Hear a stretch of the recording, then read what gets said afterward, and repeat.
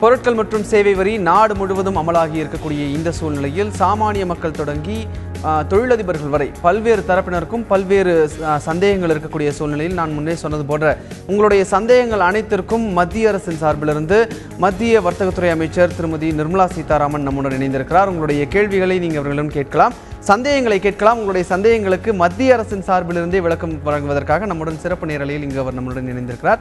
இந்த நிலையில் நம்முடன் கான்ஃபெடரேஷன் ஆஃப் இந்தியன் இண்டஸ்ட்ரீஸ் சார்பிலிருந்து சிஐஐ சார்பிலிருந்து மதுரை, சென்னை, கோவை, ஈரோடு போன்ற நகரங்களிலிருந்தும் நம்முடன் கான்ஃபெடரேஷன் ஆஃப் இந்திய தொழிற்கூட்டமைப்பை சார்ந்தவர்கள் அவர்களுடைய சந்தேகங்களை கேட்பதற்காக இணைந்திருக்கிறார்கள்.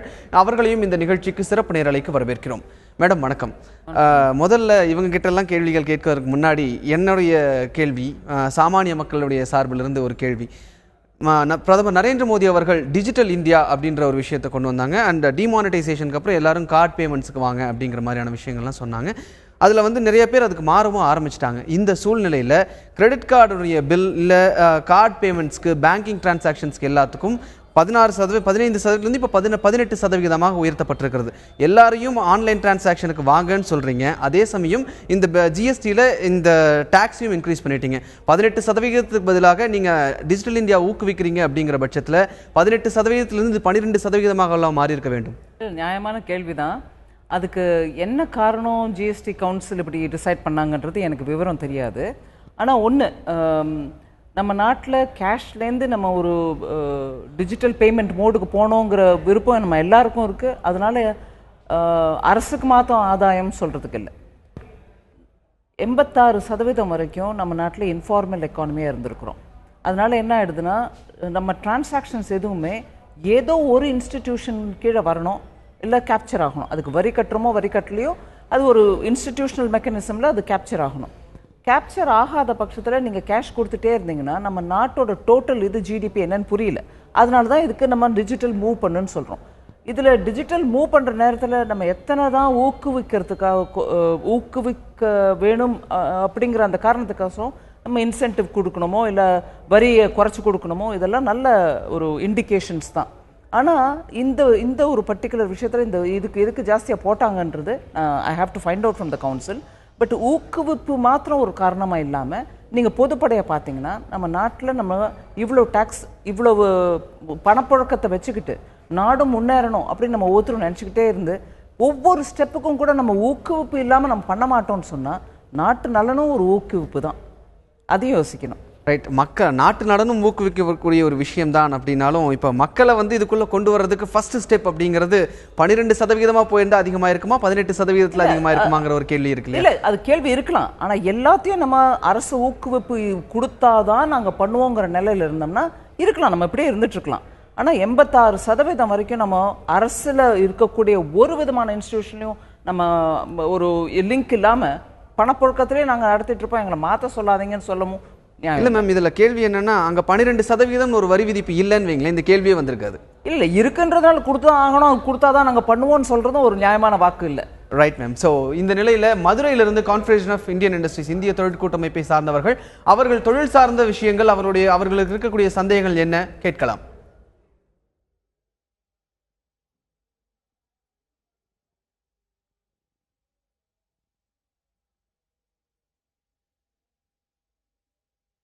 மதுரையில் இருக்கக்கூடிய கான்ஃபெடரேஷன் ஆஃப் இந்தியன் இண்டஸ்ட்ரீஸை சார்ந்தவர்கள் உங்களுடைய கேள்வியை நீங்க கேட்கலாம். உங்களுடைய சந்தேகம் என்ன, திருமதி நிர்மலா சீதாராமன் அவர்களும் நீங்க உங்களுடைய கேள்வியை கேட்கலாம். அதற்கான விளக்கம் வழங்கப்படும்.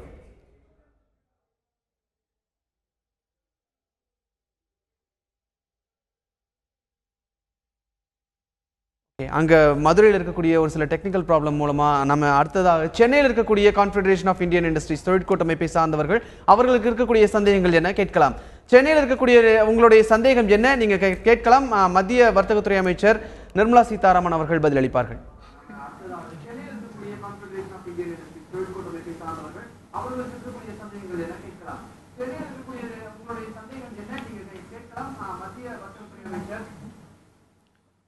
வணக்கம். நாங்கள் சிஐ சென்னை சாப்டரை ரெப்ரசன்ட் பண்ணுறோம். First of all we thank the central government for implementing the GST. மத்திய அரசு ஜிஎஸ்டி இம்ப்ளிமெண்டேஷன் மூலியமாக நிறைய consideration already industry whatever they have represented they have considered, but a few of the things, few questions we would like to ask. One, madam, actually on the GDP growth, people talking about 2% GDP growth after implementation of GST. அது உங்களுடைய கருத்து என்ன madam?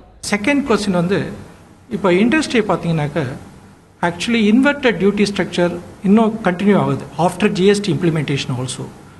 காம்பனன்ட்ஸ்க்கு 18%, output duty வந்து 12%. So this refund mechanism, even though GST says that the refund will be made within 60 days, we have lot of carry forward balance from the previous years, which is actually needs to be refunded by the government. Can we adjust these amounts for payment of IGST? So import பண்ணும்போதே நாங்கள் adjust பண்ணானாக்க ரொம்ப உதவியாக இருக்கும், ரொம்ப கேர்ஃபுல்லாக இருக்கும். நீங்கள் 2 கேள்வி கேட்டீங்க. முதல் கேள்விக்கு ஜிடிபியில் டெஃபினட்டாக இன்ஃப்ளூயன்ஸ் இருக்குன்றது தான் நாங்கள் எல்லாரும் சொல்கிறது. ஆனால் எவ்வளோ வரைக்கும் இருக்கும்? 1.5% இருக்குமா, 2% இருக்குமா, 3% இருக்குமா அப்படிங்கிறத நான் இப்போ இந்த நிலையில் நாங்கள் யாருமே அசஸ் பண்ணலை. அது ஒரு கருத்து கணிப்பு மாதிரி பண்ணியோ இல்லை ஒரு எஸ்டிமேட் மாதிரி பண்ணியோ 1.5%, 2% கவர்மெண்ட் சைட்லேருந்து நாங்கள் கமிட் பண்ணலை, நம்பர் சொல்லலை. ஆனால் ஜிடிபியில் இன்ஃப்ளூயன்ஸ் இருக்குன்றதுக்கு ப்ரூவ் பண்ணுறதுக்கு நீங்களும் உங்களுக்கும் புரியும், நம்ம எல்லாருக்கும் கூட புரியும்.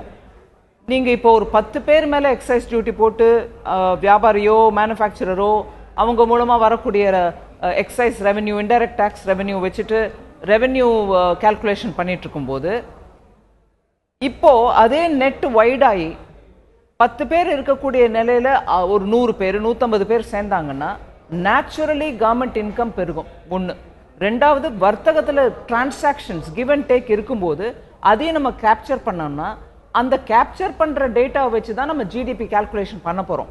அதனால நியாயமான understanding, it's a justifiable inference that இப்போ நம்ம அந்த வைடன் பண்ணுறதுனால நாடு முழுவதையும் டிரான்சாக்ஷனை கேப்சர் பண்ணுறதுக்கு முயற்சி பண்ணுறதுனால இந்த சிஸ்டமோட அது நடக்கும்ன்றதுனால ஜிடிபி மேலே டெஃபினட்டாக பாசிட்டிவ் இம்பேக்ட் இருக்கும். அது எவ்வளோ வரைக்கும் இருக்குன்றதை கொஞ்சம் நாள் கழிச்சு சொல்ல முடியுமே தவிர இப்போ சொல்கிறதுக்கு முடியாது. டெஃபினட்டாக பாசிட்டிவ் இம்பேக்ட் இருக்கும். அது to that extent all of us are right.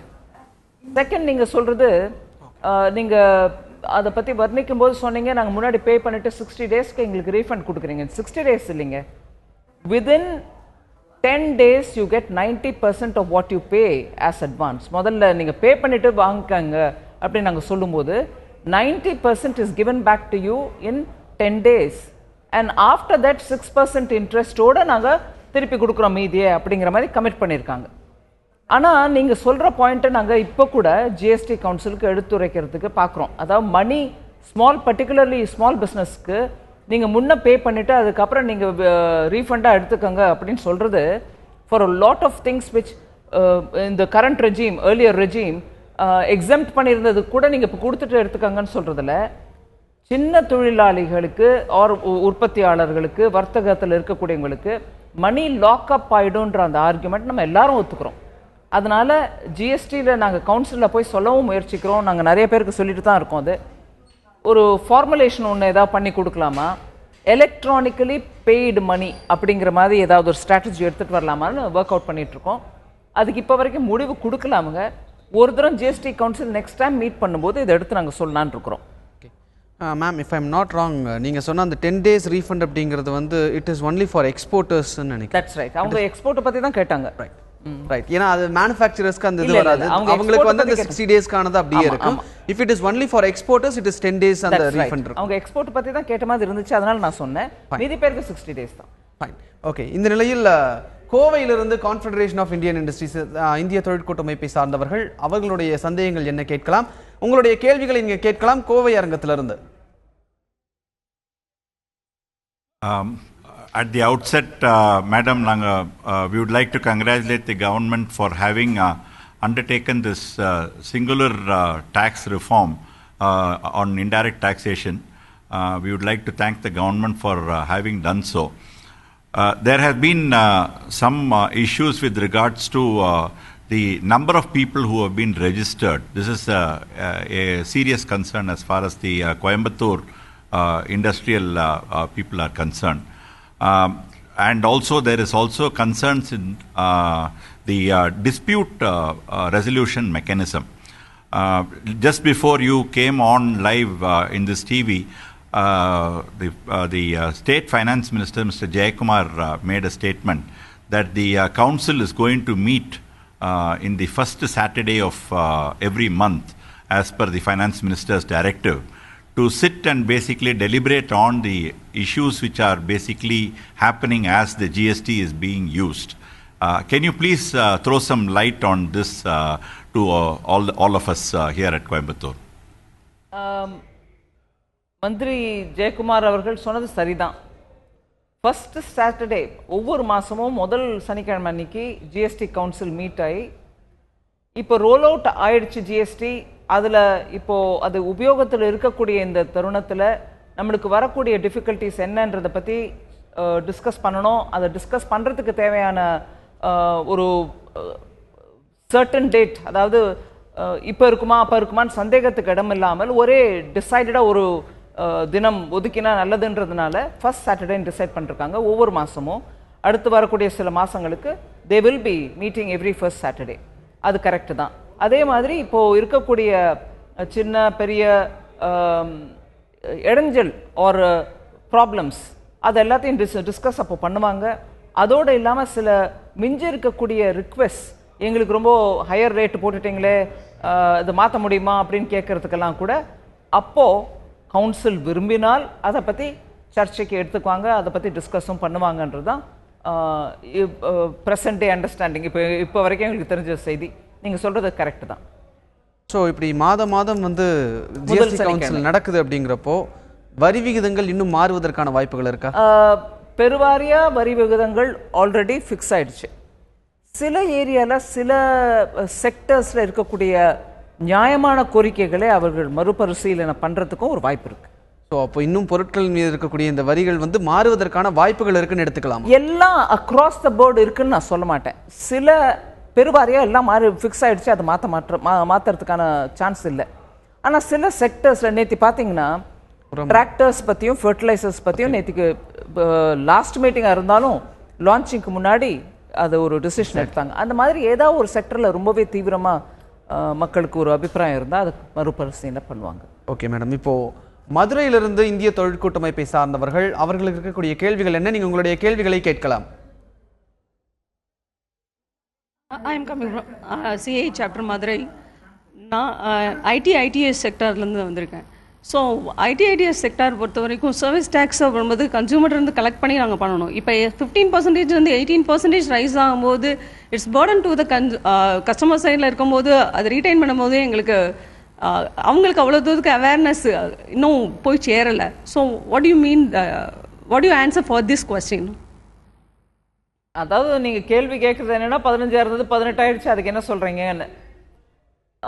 ID போல இருக்கக்கூடிய செக்டரில் அவேர்னஸ் இன்னும் வரல அப்படிங்கிறதும் எனக்கு கொஞ்சம் கஷ்டமாக இருக்குது ஏற்றுக்கிறதுக்கு. ஏன்னா that is a section which knows what it wants. ஒன்று. ரெண்டாவது, நீங்கள் கன்சியூமர்லேருந்து கலெக்ட் பண்ணோம். ஆமாங்க, GST is a consumer based tax.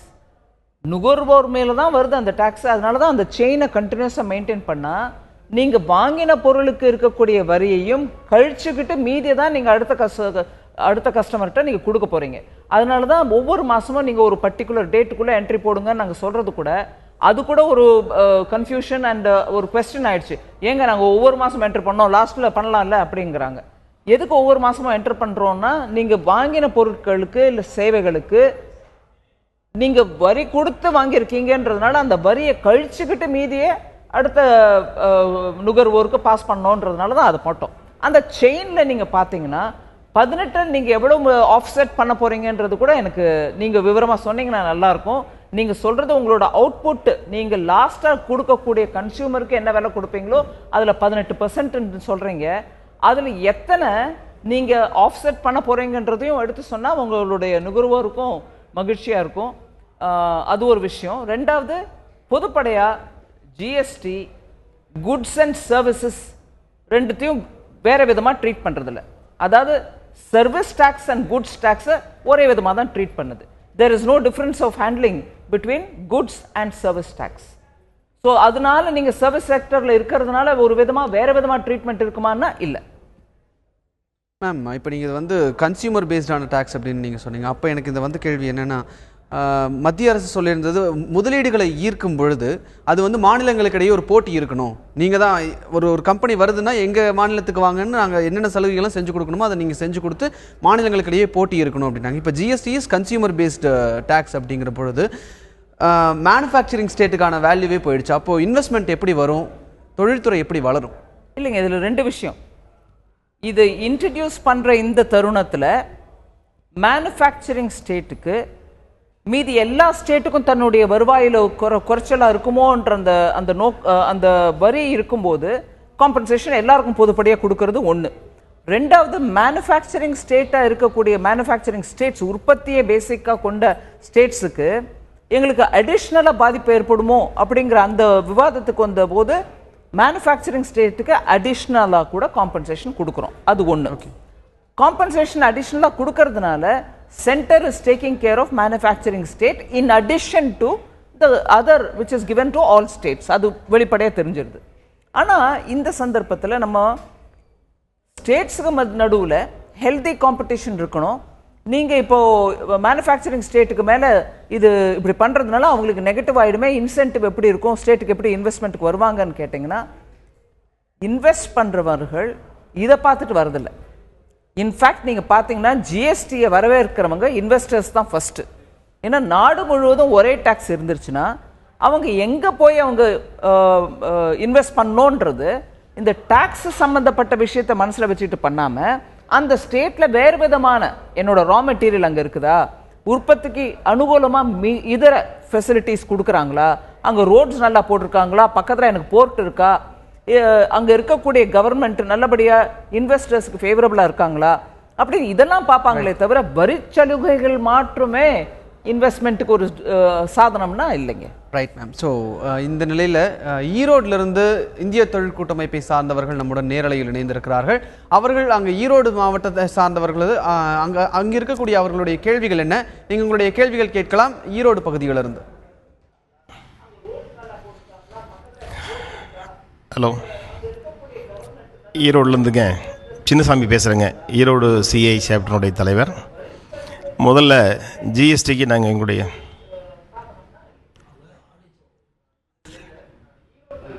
தொடர்ந்து பேசலாம், நீங்கள் உங்களுடைய கேள்வி கேட்கலாம் சின்னசாமி அவர்கள். ஹலோ, வணக்கம். ஈரோடுலேருந்து சின்னசாமி பேசுகிறேங்க, சிஐ சாப்டர் ஈரோடுடைய தலைவர். மேடம், முதல்ல ஜிஎஸ்டிக்கு எங்களுடைய வரவேற்பை தெரிவித்துக் கொள்கின்றோம். குறிப்பாக எங்கள் பகுதியில் நிறைய டெக்ஸ்டைல் யூனிட்லாம் இருக்குங்க, சின்ன சின்ன யூனிட்டாக இருக்கலாம். அவங்களுக்கு வந்து நடைமுறையில் வந்து இந்த 5% டேக்ஸை வந்து இன்புட் கிரெடிட் எடுக்கிறது, மறுபடியும் அடுத்த ஸ்டேஜுக்கு ப்ளீச்சிங்கிலிருந்து டையிங்கு போகும்போது, டையிங்கிலிருந்து கேலரிங் போகும்போது, இதெல்லாம் வரும்போது மிகச்சிறிய தொழிற்சாலைகள், ஆனால் 20 லட்சம் ரூபாய்க்கு மேலே அவங்களுக்கு டர்ன் ஓவர் இருக்கும். அவங்களுக்கு வந்து இந்த பேக்கப்லாம் கிடையாது அவங்களுக்கு. அப்படி இருக்கும்போது அவங்க வந்து அதை நடைமுறைப்படுத்துறதுக்கு, அதாவது டேக்ஸ் ஓகேனா கூட நடைமுறைப்படுத்துறதுக்கு சிரமத்தை வந்து அவங்க பெருசாக எடுத்துக்கிறாங்க. இதுக்கு ஏதோ ஒரு வழி வேணுங்கிறது எங்களுடைய கோரிக்கைங்க மேடம். அடுத்தபடியாங்க வாட்டர் பாட்டிலுக்கு, அதாவது மினரல் வாட்டருக்கு 18%, ஹோட்டலுக்கு 12%, அதெல்லாம் கொஞ்சம் அதிகமாக மக்களை பாதிக்குமோங்கிற ஒரு பயம் இருக்குதுங்க. இது ஒன்றுங்க. அப்புறம் மேன்மேட் ஃபைபர்ஸ்லேருந்து 18% வந்து ரா மெட்டீரியலுக்கு போடுறோம், யானுக்கும் 18% போடுறோம். ஆனால் வீவிங் பண்ணி ஃபேப்ரிக்காக வரும்போது அதுக்கு வந்து ஒன்லி 5%. இது வந்து அவங்களுக்கு வந்து ஐடிசி வந்து நிறைய அவங்களுக்கு வந்து கிரெடிட் வந்துடுது. அதுக்கு வந்து நம்ம வந்து புதுசாக இப்போ என்ன சொல்லிட்டோம், டெக்ஸ்டைல் யூனிட்டுக்கெலாம் வந்து இது ரீஃபண்டு கிடையாதுன்னு சொல்லிட்டோம். இது வந்து அவங்களுக்கு பெரிய அளவில் பாதிக்கும், மற்றவங்களோட போட்டி போட்டு அவங்க செய்ய முடியாது, தொழில் பண்ண முடியாது. இதையெல்லாம் கொஞ்சம் கன்சிடர் பண்ணுறது எங்களுக்கு ரெக்வஸ்ட்டுங்க மேடம். இதுக்கு அவர் ரெப்ரசன்டேஷன் சொல்கிறாரு, பதில் கொடுக்கட்டுமா? இல்லை நீங்கள் ரெப்ரசன்டேஷன் கொடுக்குற வரைக்கும் இல்லை, நீங்கள் இதுக்கான விளக்கம் கொடுக்கலாம். நீங்கள் முதல்ல கேட்டது சிறு தொழில் ப்ளஸ் உங்களுக்கு சப்போர்ட்டிவாக இருக்கக்கூடிய சின்ன யூனிட்ஸ், டையிங் யூனிட்டோ இல்லை ஃபேப்ரிக் வேல்யூ அடிஷன் பண்ணுற யூனிட்ஸோ, அவங்களுக்கு 20 லட்சத்துக்கு மேலே அவங்களோட டேர்ன் ஓவர் இருந்தாலும் இந்த கம்ப்ளையன்ஸ் ரிலேட்டட் மேட்டர்ஸ் எல்லாம் டிஜிட்டலாக இப்போ பண்ணணுன்றதுனால அது பண்ணுறதுக்கான அந்த அந்த டீட்டெயில்ஸில் அவங்க நுழைய விரும்பலை. அது பெரிய நியூசன்ஸாக இருக்குமோ அப்படின்னு ஃபீல் பண்ணுறாங்க அப்படின்னு நீங்கள் சொல்கிறீங்க. இது நியாயம்தான். அந்த லெவலில் இருக்கக்கூடிய தொழிலுக்கு இது ஒரு அடிஷ்னல் பேர்டனாக இருக்கலாம். ஆனால் அதன் மூலமாக வரக்கூடிய அட்வான்டேஜை பார்த்துக்கிட்டு ஃபஸ்ட்டு 3-4 மாதத்துக்கு நாங்கள் அதனால தான் கிளியராக சொல்லியிருக்கோம். அந்த மாதிரி இந்த கணினி விஷயங்களை புரிஞ்சுக்கிட்டு பண்ணுறதுக்கு அவங்களுக்கு இடைஞ்சலாக இருந்துச்சுன்னா இந்த சார்ட்டர்ட் அக்கௌண்டன்ட் அசோசியேஷன்ஸோ காமர்ஸ் இது சேம்பர் ஆஃப் காமர்ஸோ இவங்க மூலமாக அங்கே கணினிக்கு ஒரு சென்டர் ஆரம்பிக்கலாம். அந்த சென்டரில் அவங்க வந்து அவங்களுடைய அக்கௌண்ட்ஸை அதன் மூலமாக அங்கே இருக்கக்கூடிய ப்ரொஃபஷனல் ஹெல்ப்போட, அதோடு இல்லாமல் அந்த ஜிஎஸ்டி கவுன்சில் மூலமாக மத்திய அமைச்சரவையிலேருந்து கூட சுவிதா ப்ரொவைடர்ஸ்னு நாங்கள் வந்து ஒரு ஃபெசிலிட்டேஷன் பண்ணக்கூடிய நிறைய இளைஞர்களை தயார் பண்ணியிருக்கிறோம். அவங்களும் உங்களுக்கு உதவியாக இருப்பாங்க. அங்கே போய் நீங்கள் உங்களுடைய அக்கௌண்ட்ஸை ஃபைல் பண்ணலாம். அதே மாதிரி உங்கள் ரிட்டர்ன்ஸை பற்றியும் நீங்கள் எடுத்துக்கலாம், அதுலேருந்து பிரிண்ட் அவுட் எடுத்துக்கலாம். இது ஆக்சுவலாக ஸ்பீக்கிங் வேறு சின்ன சின்ன ஊரில் இருக்கக்கூடிய தொழில்கள் சொன்னால் நான் அப்ரிஷியேட் பண்ணுவேன்.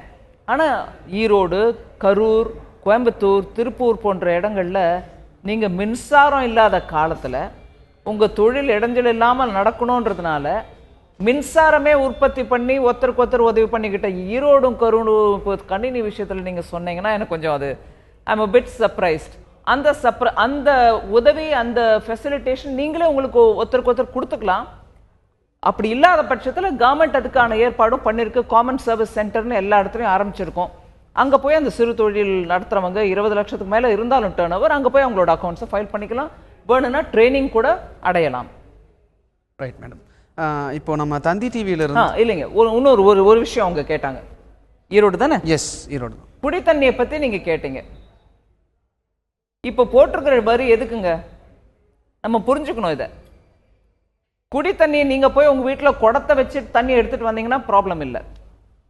நீங்கள் ஒரு பாட்டில், ஒரு பிளாஸ்டிக் பாட்டில் வாங்குறீங்க, அதில் நீங்கள் தண்ணியை ரொப்புறீங்க, மூடிக்கும் பிளாஸ்டிக் மூடியை வாங்குறீங்க, அந்த மூடிக்கும் ஒரு வரி கட்டி வாங்கியிருக்கீங்க.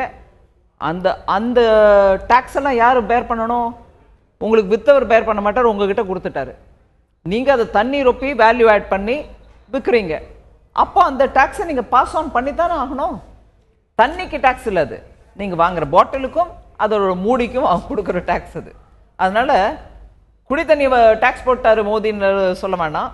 இல்லைங்க, அவர் டேக்ஸ் தண்ணிக்கு இல்லை, பாட்டிலுக்கு. Right madam.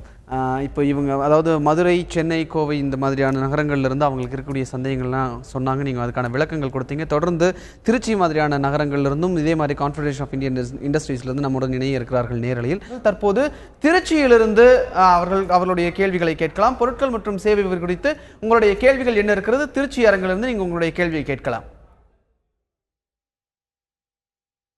I am Krishna Kumar. On behalf of Trichy CII, congratulations to Madam and all concerned for this successful implementation of GST, which is a great step for the whole country. While by and large it is being perceived as a great move and a very successful move, there are still some doubts to be clarified. Say for example, like on the infrastructure, while it is being talked about the flats, the cost of apartments is supposed to come down, the flat promoters have announced no, it is supposed to go up, which is contradicting. We would like to get it clarified.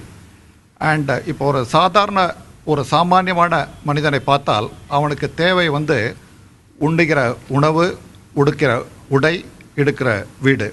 இப்போ உண்ணுகிற உணவு அதில் வந்து என்ன வருது, நான் இப்போ ரெஸ்டாரண்ட்டில் நான் போய் சாப்பிட்டேன்னா இன்னையிலேருந்து எனக்கு வந்து ஒரு 10% வந்து சாப்பாடு விலை வந்து அதிகமாகும் அப்படின்னு ஒரு எண்ணம் வருகிறது.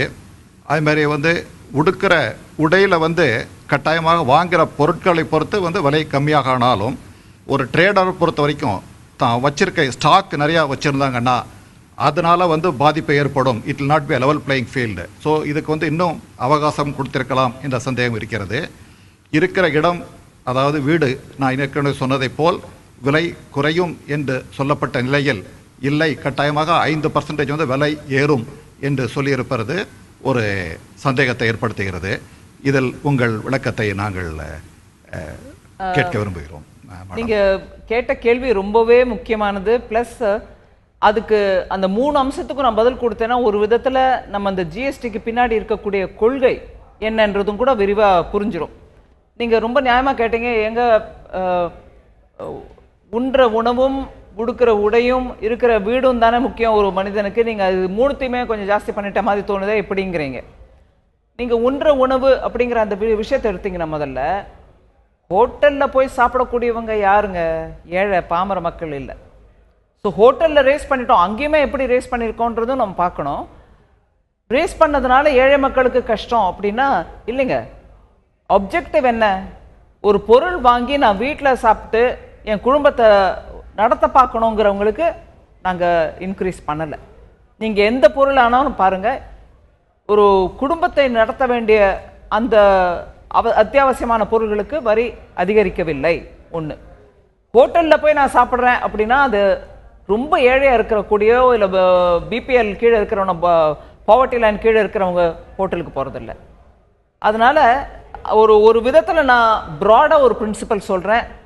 அதே காரணத்தை வச்சுட்டு ஒவ்வொரு ஹோட்டலும் ரேட் பண்ணி பார்க்கலாமா அப்படிங்கிற விஷயம் இல்லை. ப்ராட் பிரின்சிபல் இதுதான். ரெண்டாவது, அதே மாதிரி உடுக்கிற உடைன்னு நீங்கள் பார்த்தீங்கன்னா, காட்டன் பேஸ்ட் ஃபேப்ரிக்ஸ் எதுக்குமே எக்ஸசிவாக டேக்ஸ் போடலை. பேசிக்காக இருக்கிறது தான் போட்டிருக்கோம். அதுலேயும் என்ன சொன்னோம்னா, 20 லட்சத்துக்கு கீழே இருக்கிறவங்க டேர்ன் ஓவர், அவங்க தயார் பண்ணுற எந்த விதமான பொருளுக்கும், அது பெட்ஷீட்டாக இருக்கலாம், இல்லை துண்டாக இருக்கலாம், இல்லை புடவையாக கூட இருக்கலாம், துணியை அந்த லெவலில் இருக்கிற உற்பத்தியாளர்களிடம் நாங்கள் வரி விதிக்கவில்லை. அவங்க எல்லாரும் எக்ஸாம்ட் தான். 20 லேக் கீழே இருக்கிறவங்க யார், கைத்தறியிலேருந்து வரவங்க யாருக்கும் கூட வரி இல்லை. அதே 20 லட்சத்தை தாண்டி 75 லட்சம் வரைக்கும் போனால் கூட அங்கேயுமே நாங்கள் என்ன சொல்கிறோன்னா, 12-18% போடலைங்க. நீ காம்போசிட் சிஸ்டமில் எடுத்துக்கிட்டேன்னா மேனுஃபேக்சரராக இருந்தால் உனக்கு 2%, அதாவது சிஎஸ்டிக்கு ஸ்டேட் ஜிஎஸ்டிக்கு 1%, சென்ட்ரல் ஜிஎஸ்டிக்கு 1%, 2% தான் கொடுக்குறீங்க. அதே வியாபாரியாக இருந்தால் 20 லட்சத்துலேருந்து 70 லட்சத்துக்குள்ள 1% தான் வரி. அதனால வரி யார் மேலே? உடுக்கிற உடையானாலும், உண்ற நம்ம உணவுப் பொருட்கள் ஆனாலும் வரி யார் மேலே போட்டிருக்கோம்னா 75 லட்சத்துக்கு மேலே இருக்கக்கூடியவங்களுக்கு தான் வரி. நம்ம சாமானியப்பட்ட குடும்பங்களில் 75 லட்சத்துக்கு மேலே தயார் பண்ணுற ஹை அண்ட் ப்ராடக்ட்ஸை நம்ம டெய்லி எசென்ஷியல்னு கருத முடியாதே. 20 லட்சத்துக்குள்ள இருக்கக்கூடிய, அதே மாதிரி சில சமயம் திருப்பி இந்த கேள்வி வருதுன்றதுனால அதையும் சேர்த்து சொல்கிறேன் உங்களுக்கு. அரிசி எல்லாரும் உண்ற பேசிக் உணவு, அதை பிராண்டடாக இருந்துச்சுன்னா நீங்கள் ஏன் வரி போடுறீங்க? நாங்கள் எல்லாம் நல்ல தரமான அரிசி வாங்கணும்னு தான் முயற்சிக்கிறோம் அப்படிங்கிறீங்க. அங்கேயும் இதே தத்துவம் தான். 20 லட்சத்துக்கு கீழே இருந்து நீங்கள் வெறும் பிராண்டை மாத்திரம் போட்டுட்டு, Nirmala brand, Lakshmi brand, Radha brand, ஏதோ ஒரு பிராண்டை போட்டு விற்றா அதில் ப்ராப்ளம் இல்லைங்க. பிராண்டோட சேர்த்து நான் ட்ரேட் மார்க்கும் போட்டு, அந்த ட்ரேட் மார்க்னால எனக்கு ஒரு வேல்யூ அடிஷன் கிடச்சி, அந்த வேல்யூ அடிஷன் மாத்திரம் இல்லை, நான் அட்வர்டைஸ்மெண்ட்டும் பண்ணி, இந்த பாரு இங்கே இருக்கக்கூடிய ஒரு பிரபலமான ஒரு நடிகரோ இல்லை ஒரு தலைவரோ நானும் உபயோகிக்கிறேன் அப்படி காமிச்சு அட்வர்டைஸ் பண்ணீங்கன்னா நீங்கள் உங்களுக்கு வேல்யூ அடிஷன் ஜாஸ்தியாக இருக்கிறதுனால அதில் ஒரு பங்கு நாங்கள் டேக்ஸ் எடுக்கிறோம். அதே லோக்கலாக இருந்துக்கிட்டு நீங்கள் லோக்கலாக என் பேரோ என் மருமா பேரோ என் பேத்தி பேரோ போட்டு ஒரு பிராண்டு போட்டால் அது மேலே வட்டி இல்லை, வரி இல்லை. அதனால உணவானாலும் உடுக்கிற உடையானாலும் we are looking at the level of the output of the manufacturer. அதை வச்சு தான் டேக்ஸ் போடுறோமே தவிர ஏழை மக்களுக்கு உதவியாக இருக்கக்கூடிய துண்டும் பெட்ஷீட்டும் தயார் பண்ணக்கூடிய ஒரு கைத்தறி நெசவாளர் மேலே போடுயா 18% போடலைங்க. மூணாவது கேள்வி நீங்கள் கேட்டீங்க ஹவுசிங் பற்றி. ஆமாம், டெக்னிக்கலி ஹவுசஸில் இன்னைக்கு கீழே வரத்தான் வேணும். நாங்கள் கவர்மெண்ட்டில் அஃபோர்டபுள் ஹவுஸ்ன்னு சொல்லியிருக்கோம், ஹவுஸ் ஃபார் ஆல்னு சொல்லியிருக்கோம். இதெல்லாம் மனசில் வச்சுட்டு ஹவுசிங்கும் அஃபோர்டபுளாக தான் இருக்கணும், டேக்ஸும் குறைச்சலாக தான் இருக்கணும்னு தான் பண்ணியிருக்கிறோம்.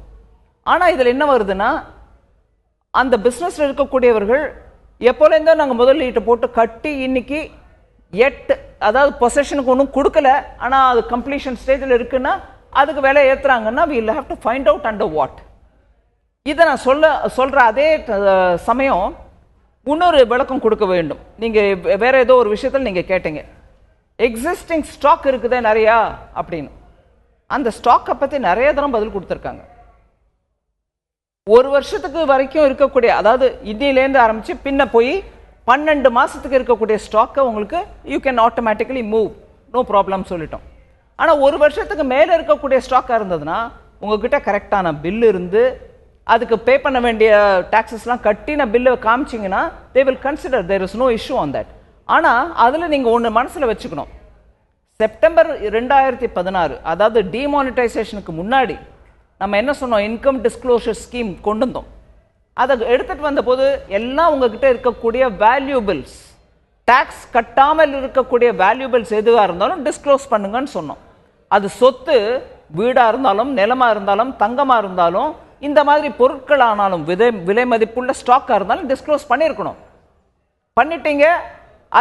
அதே ஸ்டாக்கை பத்தி நான் இப்பவும் பேசுறீங்கன்னா, டிஸ்க்ளோஸ் பண்ணிட்டீங்கன்றதுனால இது இப்பவும் அதை பத்தி பேசுறீங்கன்னா ப்ராப்ளம் இல்லை. டிஸ்க்ளோஸ் பண்ணியாச்சு, அதுக்கு வேணுங்கிற பெனல்ட்டி கட்டியாச்சு.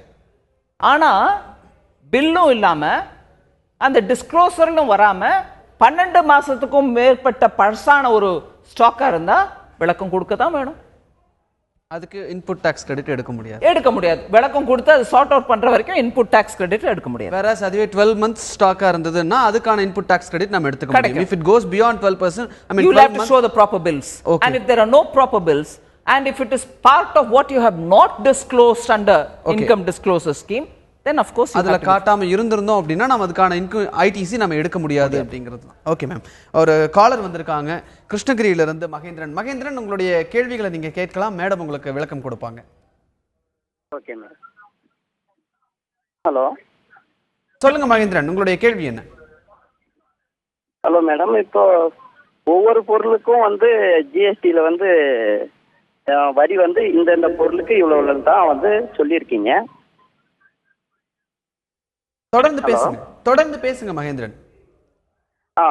அந்த வரி விதிச்சதுல வந்து மேடம் பாத்தீங்கன்னா, இப்போ 500 ரூபாய் செப்பலுக்கு உள்ள இருக்கிறதுக்கு வந்து வரி இல்லை, 500க்கு மேல போனா வரி இருக்கு அப்படின்னு வந்து கேள்வி சொல்லியிருக்கீங்க. ஆனா டோட்டலி எல்லா பொருள் மேலேயும் கண்டிப்பாக வரி வந்து அதிகப்படுத்தப்படும்.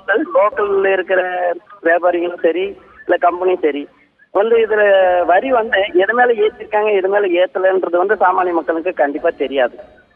ஒரு பொருள் 500 ரூபாய்க்கு உள்ள இருக்கிற செப்பலுக்கு வந்து வரி இல்லைன்னு சொல்லிட்டு ஜிஎஸ்டில சொல்லியிருக்கோம். ஆனா கண்டிப்பாக அது மேலேயும் வரி வந்து ஏற்றிருக்காங்கன்னு சொல்லி ஒவ்வொரும் வாங்குற பொருள் மேல வந்து நம்ம பார்த்துட்டு இது மேல ஏற்றிருக்காங்க இல்லைன்றது எப்படி மேடம் அதெல்லாம் தெரிஞ்சு நம்ம வாங்க முடியும்? ஓகே, அதற்கான உங்களுடைய கேள்வி என்ன? அந்த மாதிரி பொருளுடைய வரி இவ்வளவு உயர்த்திருக்காங்க அப்படின்னு நம்ம தெரிந்து வாங்க முடியாது அப்படின்னு நீங்க சொல்றீங்க. இல்ல ஆமா மேடம், சாமானிய மக்களுக்கு வந்து இந்த பொருள் மேல ஏத்துனாங்க இது மேல ஏத்தல அப்படின்றதெல்லாம் கண்டிப்பாக யாருக்கும் தெரியாது. ஏன்னா வந்து சாமானிய மக்கள் வந்து அதிகமா இது மேல ஏற்றிருக்காங்க இல்லைன்றது வந்து ஒரு வியாபாரிங்க வந்து கண்டிப்பாக வந்து எல்லாருக்கும் இது ஆன்சர் கொடுத்து வியாபாரம் பண்ண போறதில்ல. இல்லைங்க, பொருள் மேலே வரி கண்டிப்பாக வரின்னு வந்து ஜிஎஸ்டி வந்துச்சு. இப்போ போன 1 வீக் முன்னாடி கூட வியாபாரிங்க வந்து என்னன்றாங்க, ஜிஎஸ்டி வந்தா வரி அதிகமா கண்டிப்பாக இது பொருள் மேல ரேட் ஏறும், முடிஞ்ச இந்த வாரமே வாங்கிக்காங்க, பொருள் கண்டிப்பாக எல்லா பொருளுமே ரேட் அதிகப்படியாகும் அப்படின்னு சொல்லிட்டு இதுல ஜிஎஸ்டியில வந்து இந்த பொருள் மேலதான் சொல்லியிருக்காங்க. ஆனா கண்டிப்பாக நமக்கு வந்து சாமானிய மக்களுக்கு எல்லாருக்கும் இதுதான் தெரிஞ்சு வந்து எல்லா பொருளும் வாங்க முடியாது இல்லையா? ஓகே மகேந்திரன் மேம், நீங்க சொன்னதுதான் அந்த கொள்கை முடிவை புரிஞ்சுக்க முடியும் அப்படின்னு சொல்லி நீங்க விளக்கம் கொடுத்தீங்களா? சாதாரண மக்கள் இந்த இதெல்லாம் ஏத்திருக்காங்க இதெல்லாம் குறைச்சிருக்காங்கன்னு எப்படி அந்த கொள்கை முடிவை வச்சு நாங்க எப்படி அதை தெரிஞ்சுக்கிறது அப்படின்னு கேட்கிறாரு. எப்படி தெரிந்து கொள்வது? இல்ல, நியாயமான கேள்விதாங்க. கொள்கை முடிவை வச்சுட்டு நான் எப்படி தெரிஞ்சுக்கிறதுன்னு கேட்டீங்கன்னா, பொதுப்படையா கொள்கையை சொன்னேனே தவிர அதை வச்சுட்டு நம்ம சரி இதுக்கு இவ்வளவு வட்டி வரியா இருக்கும் அதுக்கு இவ்வளவு வரியா இருக்கும் நம்ம டிசைட் பண்ண முடியாது. அண்ட் டிசைட் பண்றதுக்கு பண்ணவும் விடவில்லை. ஒவ்வொரு ஐட்டத்துக்கும் எவ்வளவு வரிங்கிறத கிளியரா சொல்லியிருக்கிறோம். அதற்கான நீங்க பாத்தீங்கன்னா லாஸ்ட் 15 நாள்ல இருந்து ஒவ்வொரு நியூஸ் பேப்பர்லையும் விளம்பரம் கொடுத்துட்டு தான் இருக்காங்க மத்திய அரசு. இந்த பொருளுக்கு இவ்வளவு வரி, ஏழை மக்கள் யூஸ் பண்ற இந்த பொருள்களுக்கு 20 பொருள்களை போட்டு இது எல்லாத்துக்கும் வரி விலக்கு, இதுக்கு 5% வரி, இதுக்கு 12% வரி அப்படின்னு விவரமா ஒவ்வொரு நாளும் கொடுத்துட்டே இருக்காங்க. ஒரே நாள்ல எல்லாத்தையும் கொடுக்கல, சில நாள்ல சிலது கொடுத்தாங்க, இன்னும் சில நாள்ல இன்னொன்று கொடுத்தாங்க. இதை தவிர ஒவ்வொரு மாவட்டத்திலையும் இருக்கக்கூடிய இந்த எக்ஸைஸ் டியூட்டி போடக்கூடிய அதிகாரிகளோட அலுவலகத்திலையும் அந்த விவரம் கம்ப்ளீட்டா சாப்டர் பை சாப்டர், அதாவது வீட்டு சாமான் அப்படின்னா பாத்திரம் பண்டங்கள் அதுக்கு ஒன்று, உணவுப் பொருள்கள் அதுக்கு ஒன்று அப்படின்னு ஒரு சாப்டர் வரியா இருக்கும். அதுல 30,000 சாமான் இருக்கலாம், 30,000 இல்லைங்க, ஒரு 100-150 இருக்கலாம். அப்படி ஒவ்வொரு சாப்டர்லயும் ஒவ்வொரு ஐட்டமையும் பேர் வாரியா போட்டு இதுக்கு இவ்வளவு வரி அப்படின்னு விளக்கம் கொடுத்திருக்கோம். அதற்கான விளக்கம் கொடுத்திருக்கிறது, அதை நம்ம பாத்துக்கணும் அப்படிங்கிறது பேப்பர்லயே அட்வர்டைஸ்மென்ட் கொடுத்திருக்கோம். பட் இருந்தாலும் போராது, இன்னும் கொடுத்துட்டே தான் இருக்கணும். ரைட் மேம், கடந்த சில நாட்களாகவே வந்து பார்த்தோன்னா ஃபேஸ்புக்கில் நீங்கள் பிராண்டிங் அண்ட் ட்ரேட்மார்க் வந்து சொல்கிறாங்க. அரிசிக்கு நீங்கள் ஒரு உதாரணம் சொன்னீங்க. பிராண்டிங் அண்ட் ட்ரேட்மார்க் வச்சு அவங்க ஒன்று பண்ணுறாங்க, அந்த அரிசியை விற்கிறாங்கன்னா அதில் நாங்கள் ஒரு பெர்சன்டேஜ் வாங்குகிறோம் அப்படின்னு சொன்னீங்க. ஃபேஸ்புக்கில் கடந்த சில நாட்களாக இப்போ நம்ம வந்து தந்தி டிவியில் உங்களுக்கு கேள்விகள் ஏதேனும் இருந்தால் சொல்லுங்கள், அதற்கு வந்து மத்திய அமைச்சர் நிர்மலா சீதாராமன் அவர்கள் பதிலளிப்பார்கள்னு சொன்னப்போ வந்த கேள்விகள் ஒரு 3-4 கேள்விகள் இதை பேஸ் பண்ணி தான் வந்திருந்தது. பர்கர் பீட்சாக்கு 5%, கடலை மிட்டாய்க்கு 18%. Burger pizza is using trademark and branding use பண்ணுறாங்க. கடலை மிட்டாய்க்கு அதிகம் பிராண்டிங் கிடையாது, பட் அதுக்கு 18%. உங்களுடைய நீங்கள் சொன்ன இதை வைத்து பார்க்கும் பொழுது கடலை மிட்டாய்க்கு 5% இருந்துட்டு பர்கர் பீட்சாக்கு 18% வந்து இந்த கேள்வி வந்திருக்காது. நீங்கள் சொன்ன அந்த ட்ரேட்மார்க் பிராண்டிங்கை பர்கர் தான் யூஸ் பண்ணுறாங்க, கடலை மிட்டாய் யாரும் யூஸ் பண்ணுறது இல்லையே. இல்லைங்க, இது வந்து பர்கர்னு உடனே ஒன்று, கடலை மிட்டாய் அப்படின்ன உடனே இன்னொன்று. அதாவது இது ஏழை தான், அது பணக்காரன் தான் அப்படிங்கிற அந்த கால்குலேஷன் நம்ம போகிறோம். ஆனால் அந்த ரூலுங்கிறது நான் விளக்கினபடி தான். இட் இஸ் லிட்டரலி லைக் ஹோட்டலில் போய் சாப்பிட்றது வெல் ஆஃப் பீப்புள் தான் போகிறாங்க அப்படின்னு நீங்கள் ஒரு கணக்கு சொன்ன மாதிரின்னு எடுத்துக்கலாமே. இல்லை, அதே மாதிரி எடுத்துக்கிட்டா கூட இதுக்கும் அதே விளக்கம் தான். ஓகே, கடலை மிட்டாய் லோக்கலா உங்க ஊர்ல ஒருத்தர் வீட்டில் பண்ணி இல்லை வீட்டுக்கு பின்னாடி ஒரு ஷெட்டை போட்டு அதுல பண்ணி வித்தாருன்னா வரி இல்லை. ஏன்னா அவர் தயார் பண்றவருக்கு 20 லட்சத்துக்கு கீழே டர்ன் ஓவர் இருந்துச்சுன்னா அவர் பண்ற அந்த கடலை மிட்டாய்க்கு வரி இல்லை. மேம், என்னோட கேள்வி இதுல ஃபேஸ்புக்ல அவங்க கேள்வி அதுதான், நான் அதுக்கு தான் பதில் சொல்றேன். ரைட். ஸோ அந்த கடலை மிட்டாய் எங்க தயாராகுது? 20 லட்சம் டர்ன் ஓவர் கீழே இருக்கிறவங்க தயார் பண்ணினாங்கன்னா வரி இல்லைங்க அதுக்கு. அதே மாதிரி அவர் 75 லட்சம் வரைக்கும் இருக்கக்கூடிய பெரிய ஒரு தயாரிப்பாளர் அவர் தயார் பண்றார் அதே கடலை மிட்டாயை அப்படின்னா நான் சொன்ன மாதிரி தயாரிப்பாளர்ன்ற கணக்குல 2% வரி. இதே பர்கரை நீங்க அதே மாதிரி 20 லட்சம் லோவர் கேட்டகரியில் இருக்கிறவங்க பண்ணா கூட அதுக்கும் வரி இல்லை. அதனால நீங்க பேர் அந்த பர்கர்னு பார்த்துட்டு அதுக்கு எவ்வளவு டாக்ஸ், இதுக்கு கடலை மிட்டாயை ஒரு 3 லட்சம் காரன் தயார் பண்ணான்னா பர்கர் யார் இன்னைக்கு குடிசை தொழில் பண்றாங்கன்னு தெரியலையே. இல்லைங்களே, பண்ணவே இல்லை வச்சுக்கோங்க, பண்ணல வச்சுக்கோங்களேன். நான் சொல்றேன் கடலை மிட்டாயை பத்தி தானே நம்ம கவலைப்படுறோம். இப்போ ஏழை சாப்பிட்ற கடலை மிட்டாய் இல்லைங்களே, 20 லட்சம் கீழே இருக்கிற ஏழை தயார் பண்ணாலும் அவன் மேலேயும் வழி இல்லைங்களே. ஸோ கடலை மிட்டாய் ஆனாலும் வேற எதானாலும் 20 லட்சம் கீழே இருக்கிறவங்களுக்கு வரி இல்லை. அது அப்படி புரிஞ்சுக்கணுமே தவிர நம்ம இது வேற விதமா தப்பா நினைச்சுக்காதீங்க. ஒரு குயுக்தியா, அது பிரபலமா இன்னைக்கு தமிழ்ல இருக்கக்கூடிய வார்த்தையான்னு தெரியல, குதர்க்கமா குயுக்தியா அதை ஒரு ட்விஸ்டட் லாஜிக்கோட பர்கருக்கு மோதி இவ்வளவுதான் போட்டாருங்க, கடலை மிட்டாயை போட்டாருங்களே எப்படி அப்படின்னா இதே ஆர்குமெண்ட் தான். ஹோட்டலுக்கு போய் சாப்பிட்றான் ஏமா. Right, okay ma'am. இன்னொரு காலர் வந்திருக்காங்க சென்னையில இருந்து ஜெயபிரகாஷ். ஜெயபிரகாஷ், உங்களுடைய கேள்வி என்ன சொல்லுங்க, மேடம் அதுக்கு விளக்கம் அளிப்பாங்க. மேடம் வணக்கம் மேடம், என் பேர் ஜெயபிரகாஷ் மேடம். தொடர்ந்து ஜெயபிரகாஷ் சொல்லுங்க. வணக்கம், சொல்லுங்க மேடம். ஒண்ணு இல்லை, இப்போ பிராண்ட் ஐட்டம்ஸ் ரைஸ் சொன்னீங்க மேடம். நீங்க என் பேர் மட்டும் போட்டா அது பிராண்ட் கிடையாதுன்னு சொல்றீங்க மேடம். அதுல வந்து நான் எங்களோட கம்பெனி நேம் யூஸ் பண்ணலாமா? நான் அதனாலதான் இந்த விளக்கம் இப்படி சொன்னேங்க. பிராண்டுன்னு போட்டு என் பேரை போட்டு நான் ஒரு வியாபாரம் பண்ணேன்னா அது பிராண்ட் அப்படின்னு கருதப்பட மாட்டாது. ஏன்னா பிராண்ட் வித் ட்ரேட் மார்க் இல்ல காப்பி ரைட் அந்த மாதிரி நீங்க போய் ரிஜிஸ்டர் பண்ணி இது என்னோடது தான், இதுக்கு நான் ஒரு விதமான அட்வர்டைஸ்மெண்ட் ஸ்ட்ராட்டஜியோட நடத்துவேன், அந்த டிஎம் அப்படின்னு போட்டு தான் விற்கிறேன் அப்படின்னா அப்ப வரி வருதுங்க. சும்மா நான் லோக்கலா என்னோட அரிசி கம்பேர்ட் டு சம்படி எல்சஸ் அரிசி அப்படிங்கும் போது நான் என் பேரை போட்டு ஒரு அரிசி மூட்டையை தயார் பண்ணி வித்தேன்னா அதுல ட்ரேட் மார்க் இல்லாத வரைக்கும் நான் டாக்ஸ் போடல. அதனால நீங்க லோக்கலா உங்களுடைய பேரில் நடத்தினீங்கன்னா அது ஒன்றும் தப்பு இல்லைங்க. You don't get a tax on that. Tax இல்லை அதுல. ட்ரேட் மார்க் போட்டுக்கிட்டு இல்ல காப்பிரைட் எடுத்து இல்ல பேட்டன்ட் ரைட் போட்டு கவர்மெண்ட்ல போய் அந்த பேரு அந்த சித்திரம் எல்லாத்தையும் ஒரு ரிஜிஸ்டர் பண்ணி இது என்னோடது அப்படின்னு அதிகாரப்பூர்வமா கேட்டுக்கிட்டு அதனால அட்வர்டைஸ்மெண்ட்டும் பண்ணிட்டு அந்த அட்வான்டேஜும் நீங்க எடுத்துட்டு இல்ல சாரி பேர் எடுக்கிறேன்னு தப்பா நினைக்காதீங்க, மாதுரி தீக்ஷித் வந்து சொல்றாங்க இந்த அரிசி ரொம்ப தரமானது, என்னோட பிராண்ட் நான் சப்போர்ட் பண்றேன் அப்படின்னு சொல்லி அட்வர்டைஸ்மெண்ட்லாம் பண்ணா அது மேல வரி. நீங்க உங்க பேர் மேல நடத்தினா எங்களுக்கு ஒரு அப்ஜெக்ஷன் இல்லை. Right ma'am. இந்த நிலையில சென்னையில் இருக்கக்கூடிய இந்திய தொழிற்கூட்டமைப்பை சார்ந்தவர்கள் அவர்களுடைய கேள்விகள் என்ன, அவர்களிடம் மேலும் பல கேள்விகள் இருக்கின்றன. அவர்கள் உங்களுடைய கேள்வியை கேட்கலாம் சென்னை அரங்கிலிருந்து. Madam good afternoon. வணக்கம். நான் ஆட்டோமொபைல் இண்டஸ்ட்ரியிலிருந்து பேசுகிறேன். I represent auto industry. என் பேர் Datta, Hyundai motor. Madam 3 issue, ஒன்று ரிக்வெஸ்ட், ஒன்று கிளாரிஃபிகேஷன், ஒரு கொஸ்டின். இது டியூட்டி ட்ராபேக் வந்து இப்போ there is a debate going on as to whether the same rate should continue or not on our exports. இங்கே automobile exports are more from here, from Chennai, and we export to almost 100 odd countries from here. So இதில் வந்து when we presently earlier tax systemல வந்து CST, electricity tax, ACTROI இந்த மாதிரி எல்லாம் வந்து it used to add up to the cost. இப்போ வந்து under GST அது ஒன்றுமே இருக்காது. அப்போ வந்து டியூட்டி கஸ்டம் டியூட்டியில் ஒன்றும் சேஞ்ச் இல்லை. அதுக்கு வந்து அவர் request is please continue the same duty drawback rates under GST also. அது ஒன்று. செகண்ட் வந்து ஒரு கிளாரிஃபிகேஷன் மேடம், இது பேசஞ்சர் கார் எல்லாமே அட்ராக்ட்ஸ் செஸ். இது செஸ் சொன்னால் அந்த காம்பன்சேஷன் செஸ் 28% இல்லாமல் ஃபார் ஸ்மால் கார்க்கு வந்து 1%, 3% அண்ட் 15% இருக்குது. இந்த 15% இது வந்து அவர் ரிக்வெஸ்ட் இஸ் எக்ஸ்போர்ட்டுக்கு வந்து ஒரு கிளாரிட்டி கிடையாது. அர்லியர் முன்னாடி பழைய சிஸ்டமில் automobile cess used to be a cost. அது வந்து there is a dispute going on.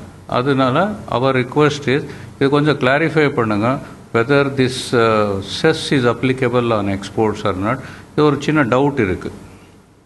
மூணாவது வந்து on service, whenever there is a car is being taken for service, everybody goes for car service. Service is a major activity for the industry, for dealers. அப்போ வந்து the dealer service பண்ணும்போது some parts are defective, he finds out and replaces it.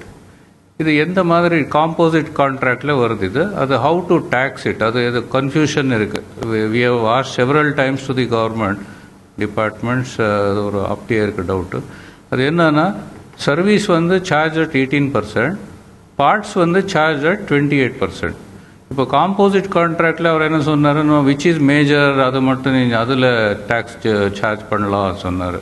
ஆனால் but when we go for service அது தெரியாது which one will be more, which one will be less, அந்த மாதிரி ஒரு confusion will be there. So இதுக்கு ஒரு uniform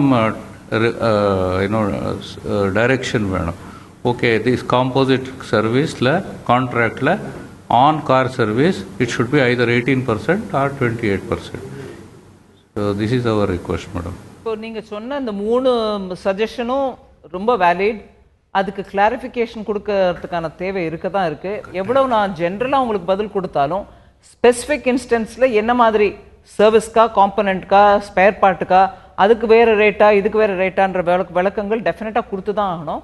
நான் இப்போ நீங்கள் இந்த கேள்வி கேட்ட இந்த கான்டெக்ஸ்ட்டை வச்சுக்கிட்டு நான் சென்னை கமிஷனருக்கு டெஃபினட்டாக I give him an instruction that he gives you a table. எது எப்படி எந்த மாதிரி நிலவில் என்ன மாதிரி வரி கட்ட வேண்டியிருக்கும்ன்றதை உங்களுக்கு ஸ்பெசிஃபிக்காக கொடுக்க சொல்கிறேன். அதனால் உங்களுடைய அந்த 3 கேள்விகளுக்கும் சரியாக பதில் வரும்.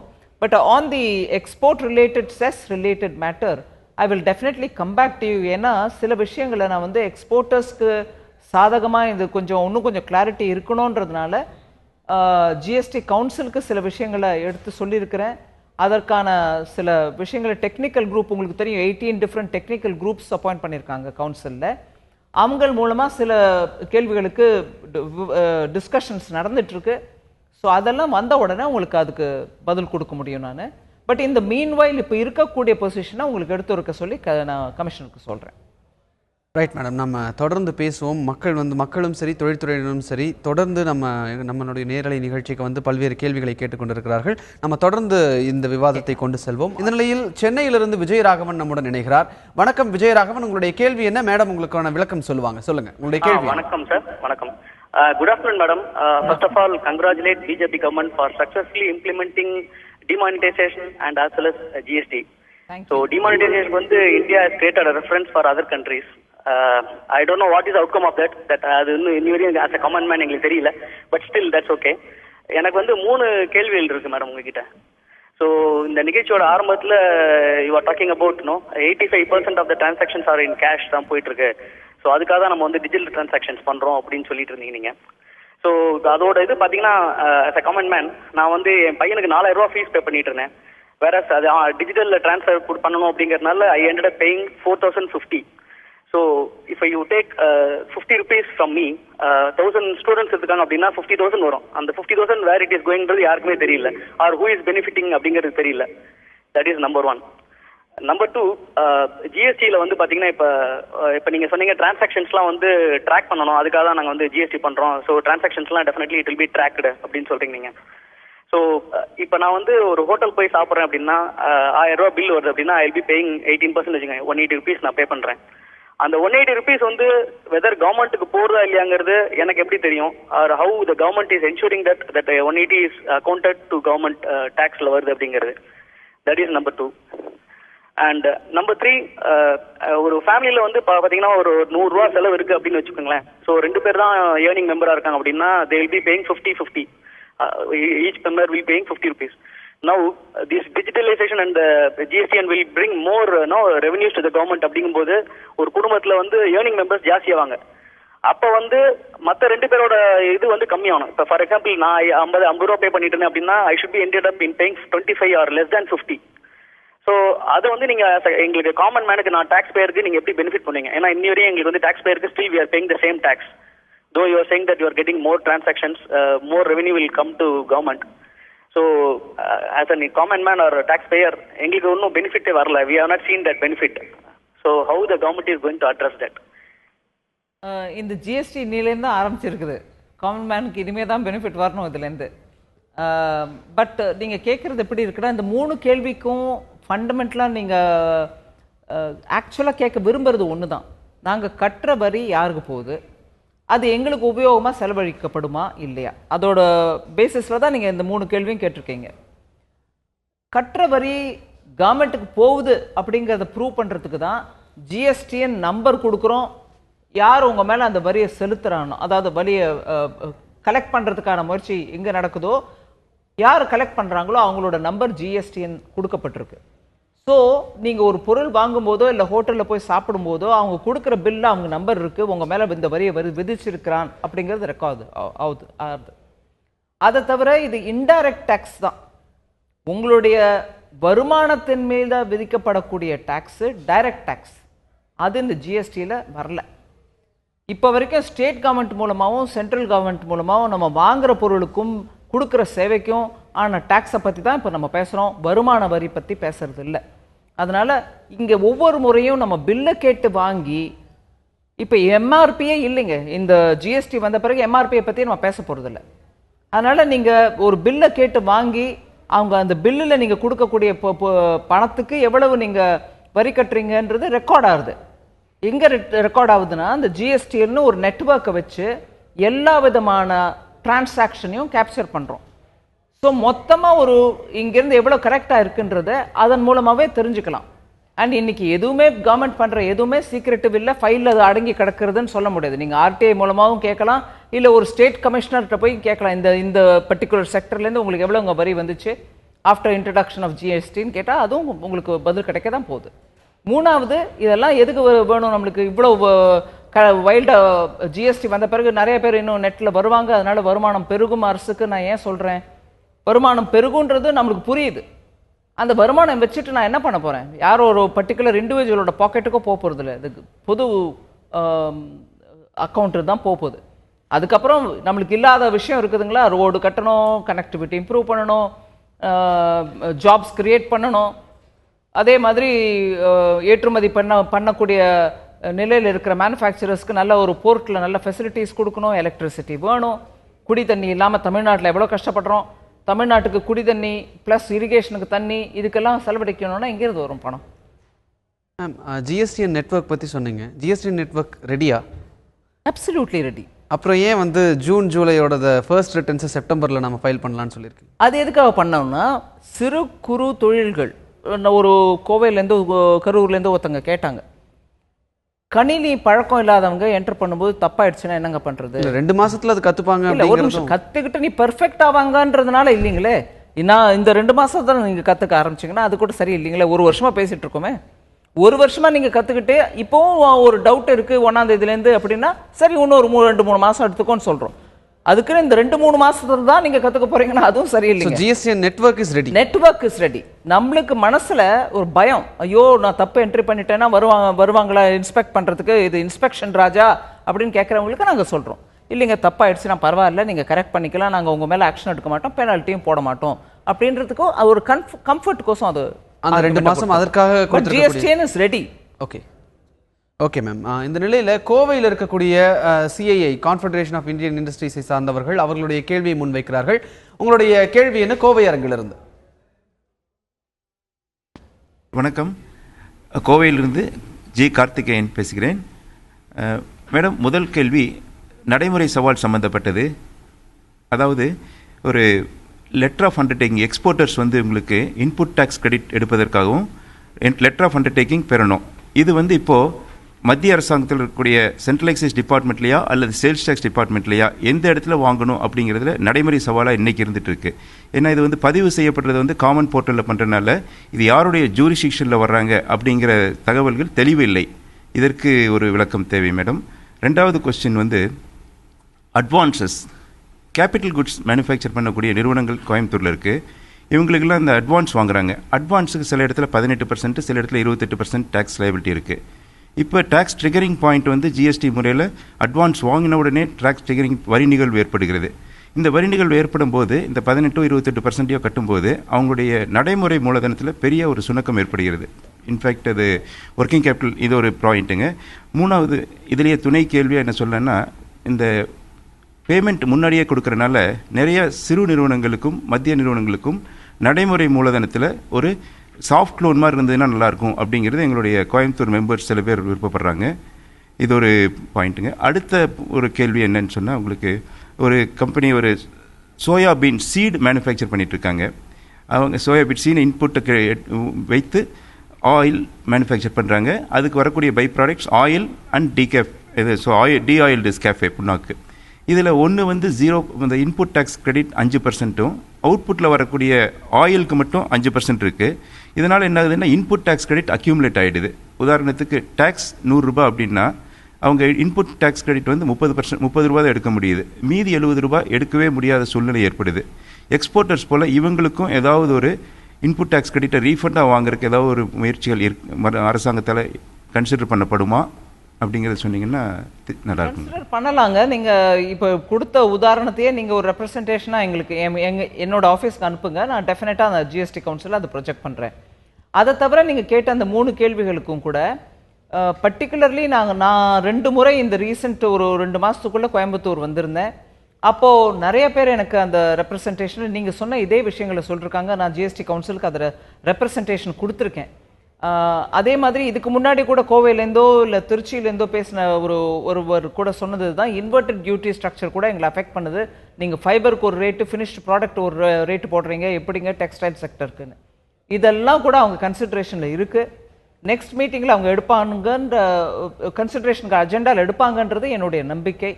நான் ஃபாலோ அப் பண்ணுறேன். Right madam.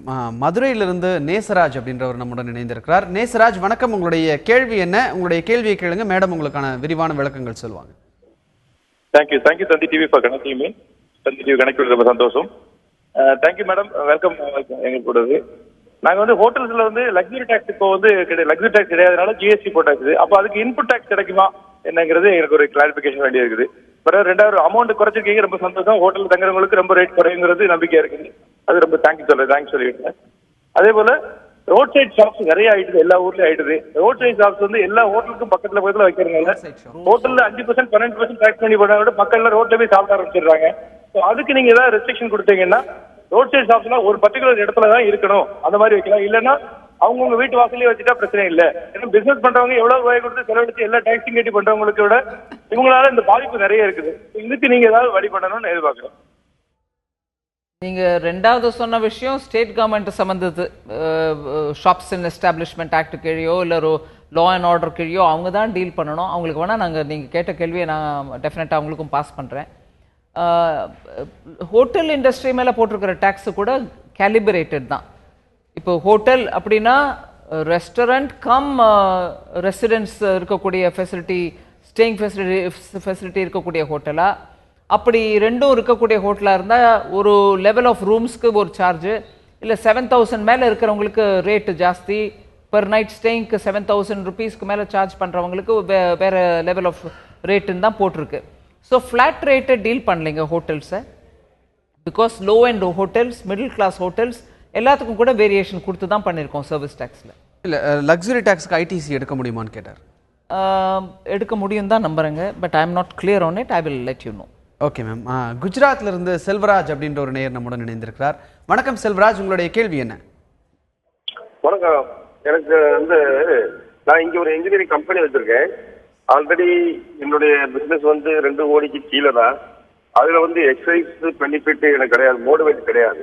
ஆனா இப்ப இந்த ஜிஎஸ்டி வந்ததுனால என்ன பர்ச்சேஸ் பண்ணும்போது 12.36% நான் வந்து பர்ச்சேஸருக்கு கட்டுறேன். நான் வாங்குற இடத்துல சேல் பண்ணும்போது நான் 5% வேட்டு போட்டு சேல் பண்றேன். அதை வந்து இப்ப பார்த்தா இந்த ஜிஎஸ்டி வந்ததுனால இந்த 12.36% எனக்கு லாபமா தெரியுது.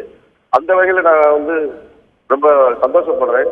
ரொம்ப ஒரு வரவேற்கத்தக்கமான ஒரு ஜிஎஸ்டி இது. அதே மாதிரி இந்த கள்ள மிட்டாயின்னு சொல்றாங்க, அது வந்து இருக்கிற இடத்துல இருந்தாக்கா அதோட ரேஞ்ச் 5 ஸ்டார் 3 ஸ்டார் போனா அது நீங்க சொன்னது மேடம் கரெக்ட். ஏன்னா அது 5 ஸ்டார் 3 ஸ்டார் போகும்போது அங்க வசதியாக போறாங்கன்னா அவங்களுக்கே அந்த இது போகுது.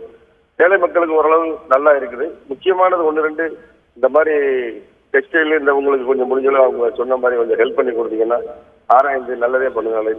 நன்றி மேடம். செல்வராஜ் ரொம்ப நன்றி. நான் சொல்ல வேண்டியது நிறைய நீங்களே சொல்லிட்டேங்க என் தரப்புலேருந்து.